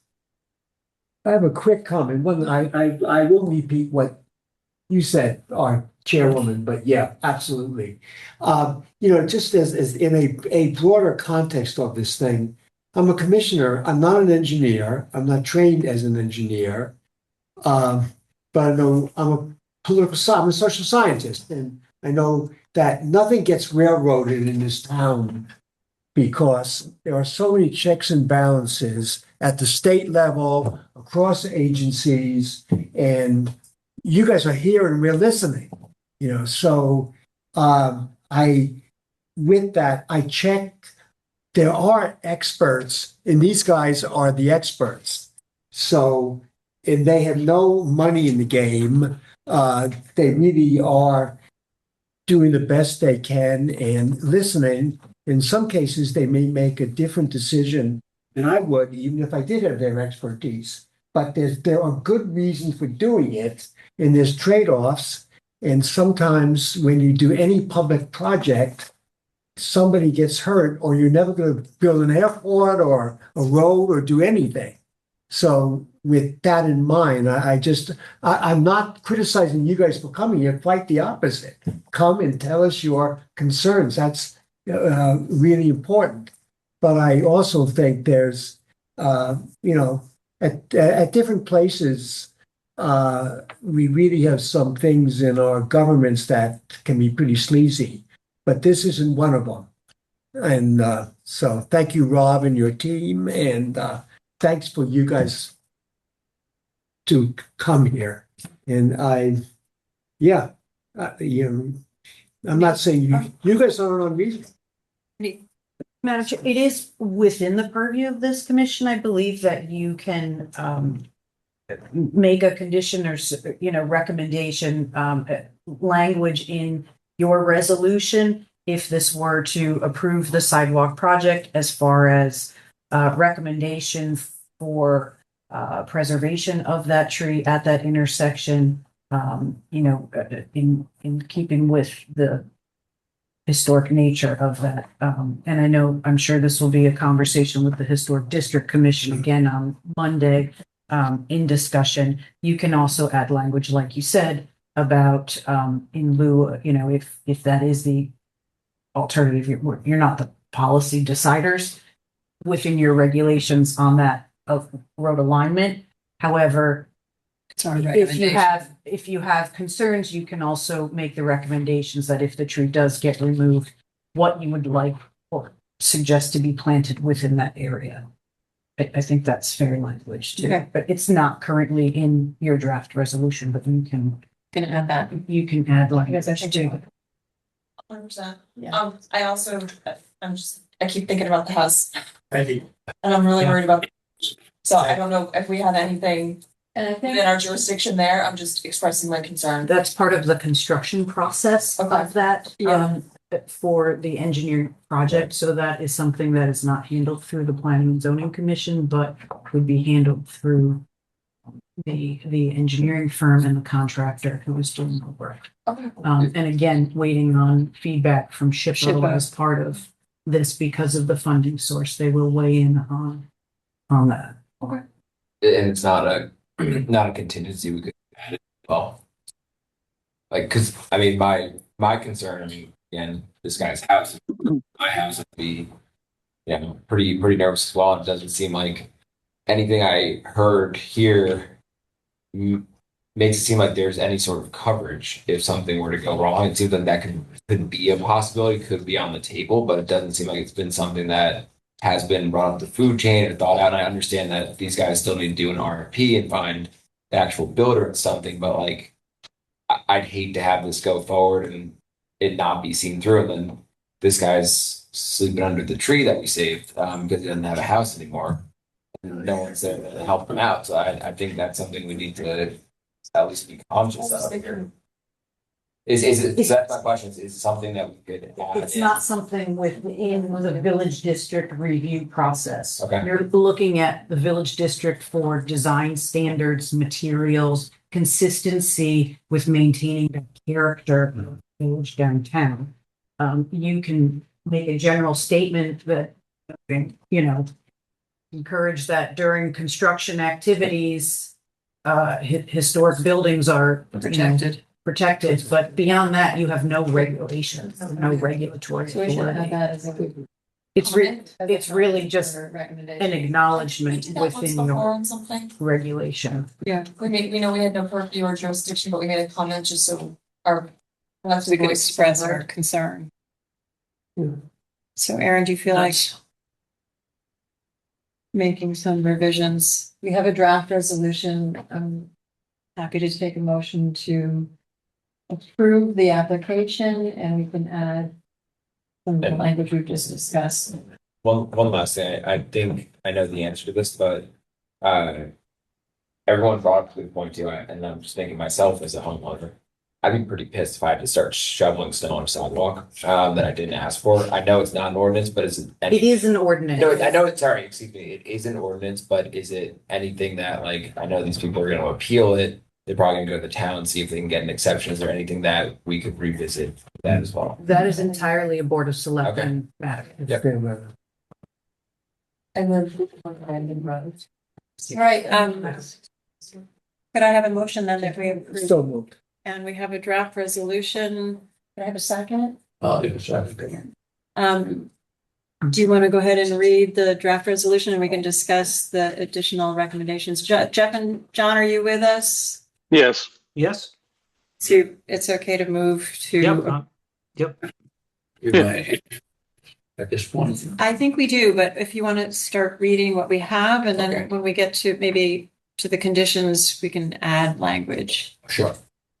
The following draft resolution is offered. The Madison Planning and Zoning Commission approves application number 26-27, Boston Post Road, US Route 1, Britton Lane and West Fork Road, zones R1 and R2. Applicant, Town of Madison, Major Downtown Village District, DVD, alteration for pedestrian improvements, including sidewalks and crosswalks on Boston Post Road, US Route 1, Britton Lane and West Fork Road, as shown on a plan set, sidewalk and crosswalk improvements, Boston Post Road, US Route 1, Britton Lane and West Fork Road, prepared by SLR Consulting, dated June 2026 with the following conditions. One, that the zoning enforcement officer be notified at least 48 hours prior to commencement of any regulated activity. Two, that all erosion and sedimentation controls be installed prior to any site disturbance and be maintained for the duration of construction activities until the site is sufficiently stabilized to the satisfaction of the zoning enforcement officer. Go ahead. So then 3, can we add language about trees? The commission acknowledges the proposal calls for the removal of a 36-inch DBH oak tree at the intersection of Broadway and Boston Post Road.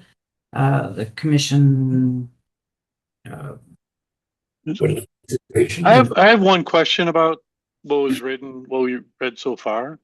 That it doesn't say anything about changing Britton Road at all, or Britton Lane, where the fact that the reason the tree would be taken out is because they're going to improve that intersection. So I mean, they just talk about the sidewalks in that beginning. So I don't know if that should be mentioned at all. It's on the plan set. Right. I think the description, pedestrian improvements, including sidewalks and crosswalks.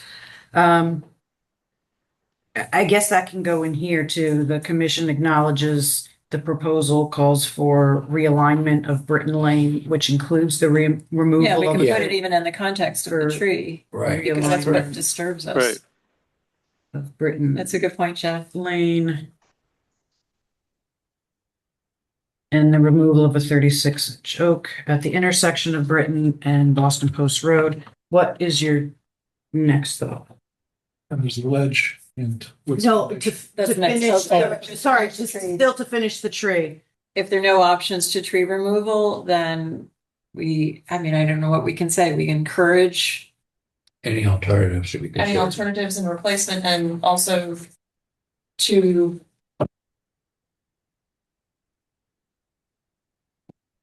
make, I don't know, the use of the tree afterwards. And I don't think we need to say that. I don't know. I thought this was about the planting. Yeah, Planting trees, should yes. focus more on planting. To tree removal. Okay, if there are no options to tree removal or alternative.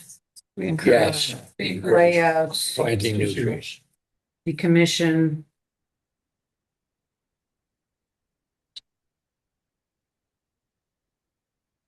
Seeks replanting of. Or maybe the ledge in the house. How many trees? Yes. Maybe appropriate and adequate. Appropriate for the trees. landscape area and what will grow. Do you have a recommended number? Not necessarily As many as species, but. As much as possible. Small forest. Be If it is a condition, it's helpful to have some clarity so that when the zoning officer looks to sign off on the project, there's a number that you're looking for. I don't know, a tree Reasonable for and every. appropriate, right? I mean, Sorry, I'm being sarcastic. Replanting of, okay. A sufficient. That end of. What about nine? An appropriate. Nine feels like the number we heard. Something about We can't take any more public comment during a We're motion. trying. It's true though A that reasonable and appropriate number of replacement trees. Yeah, that's Yes. it. Great, that's it. Sufficient for the area. Great, good language. Okay, you want to read the whole sentence? And then look, okay, yeah. Yep, we can finish this one up. The commission acknowledges the proposal calls for the realignment of Britton Lane and removal of a 36-inch DBH oak tree at the intersection of Britton and Boston Post Road. If there are no options to tree removal or alternative layouts, the commission seeks replanting of a reasonable or an appropriate number of replacement trees sufficient for the area. Bingo. And then 4 is, do you want to help write that? If the ledge. Well, we're basically just expressing our concern about Protecting historic properties. about breaking up the ledge and its adverse impact on historic properties. Yeah, I'm not sure that's a condition or that should just be a statement Like a statement at the end where you say, before in the event of changes. Yeah. Commission. It's not. Wasn't it stated during the hearing that the State Historical Society would look at the homes? Yes. That's right. So in the event of changes from the SHPO response, would it be that or would it? That's covered in the event that changes paragraph. to the approved plans are yeah, that's required.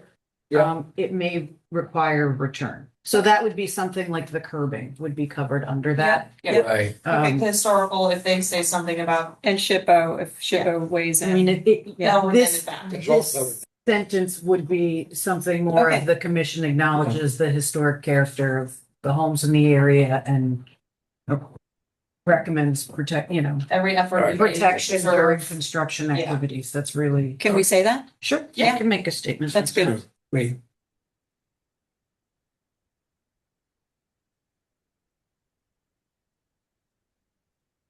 Character of area and bridges. Protection of the historic buildings.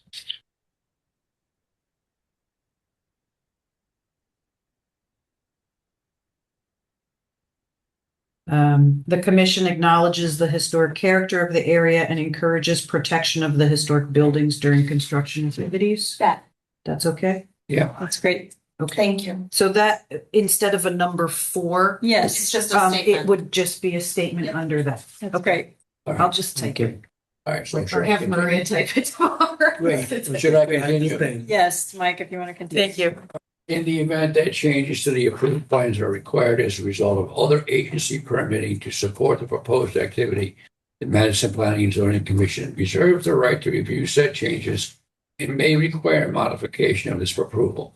This approval is made upon the finding that the proposed project meets the design guidelines of the downtown village district and further achieves the goal of creating a pedestrian connection to the downtown core.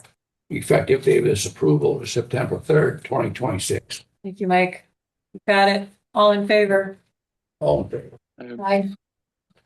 Unanimous. Thank you, everyone. A lot of hard work. Thank you Great. for your input. We hear you. Right. We're doing our best, and I feel better about it. Thank you, Rob.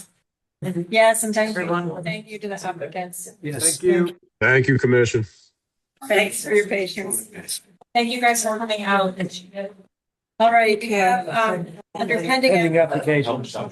pending applications. Hey, guys, can you, it's late. Oh, get out of here. It's late. Thank you. Oh,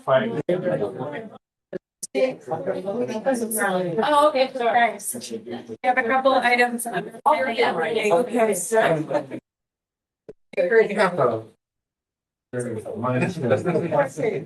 Nobody will be affected. Party Park is to hold this application to September 3rd. So could I have a motion? All in favor? Aye. So this is 26-15 Garnet Park Road is tabled to September 3rd, 2026. Scheduled public hearing for 26-34, correct? Plus 19, plus a Hey, guys, stand outside, okay? Navant Hill. Could I have a motion to schedule it for September 17th? For that. Mike Doug and a second. John, and any discussion? All in favor? Okay, great. Couple of minutes, John Morgan, August 6th minutes. Oh, John, you're muted. Secretary Morgan, hello. Yeah, sorry. I have motion to review and approve the August 6, 2026 minutes. So moved. Second? Okay. Second. Yeah, great. I had two changes that I've already sent to Aaron. The first one was in the Ryerson section. Both of them are actually in the Ryerson section.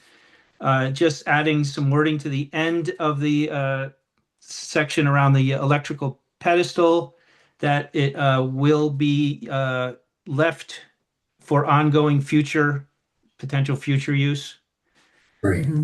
And then the actual motion was left off of the minutes. So Aaron is going to add that back in. Please, Aaron. Any other changes or updates? I didn't find anything. I didn't. Okay, a motion to approve. Motion to approve. Okay, second, Carol.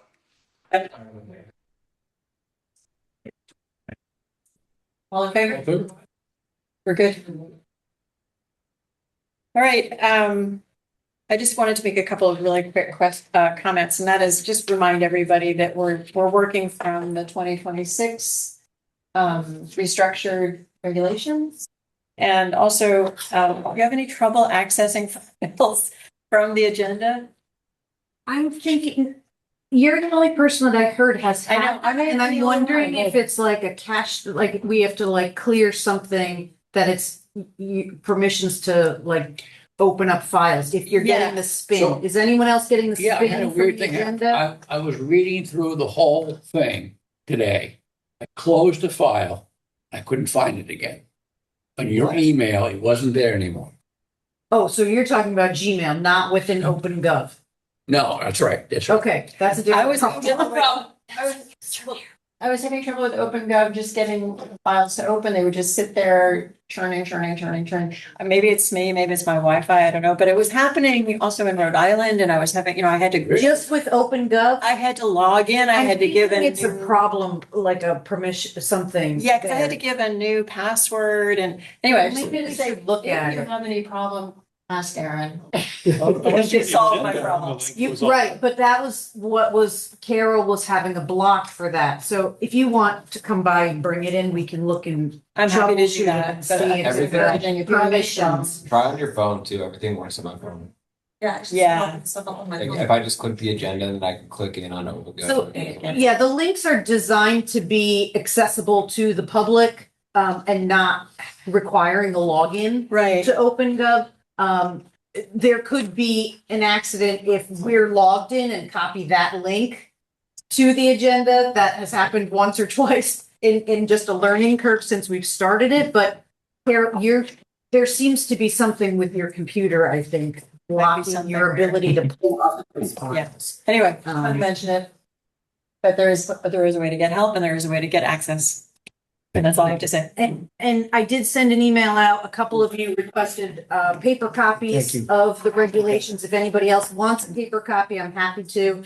I am uploading an updated PDF onto the website tomorrow that when we added the middle housing text amendment, we had to redo the appendix and the links were lost to the pages. I saw. And so we just relinked the table of contents so that now when you access the PDF, it will bring you exactly to that section. Through it. That's, we had the headache also, so we sat through it and fixed it.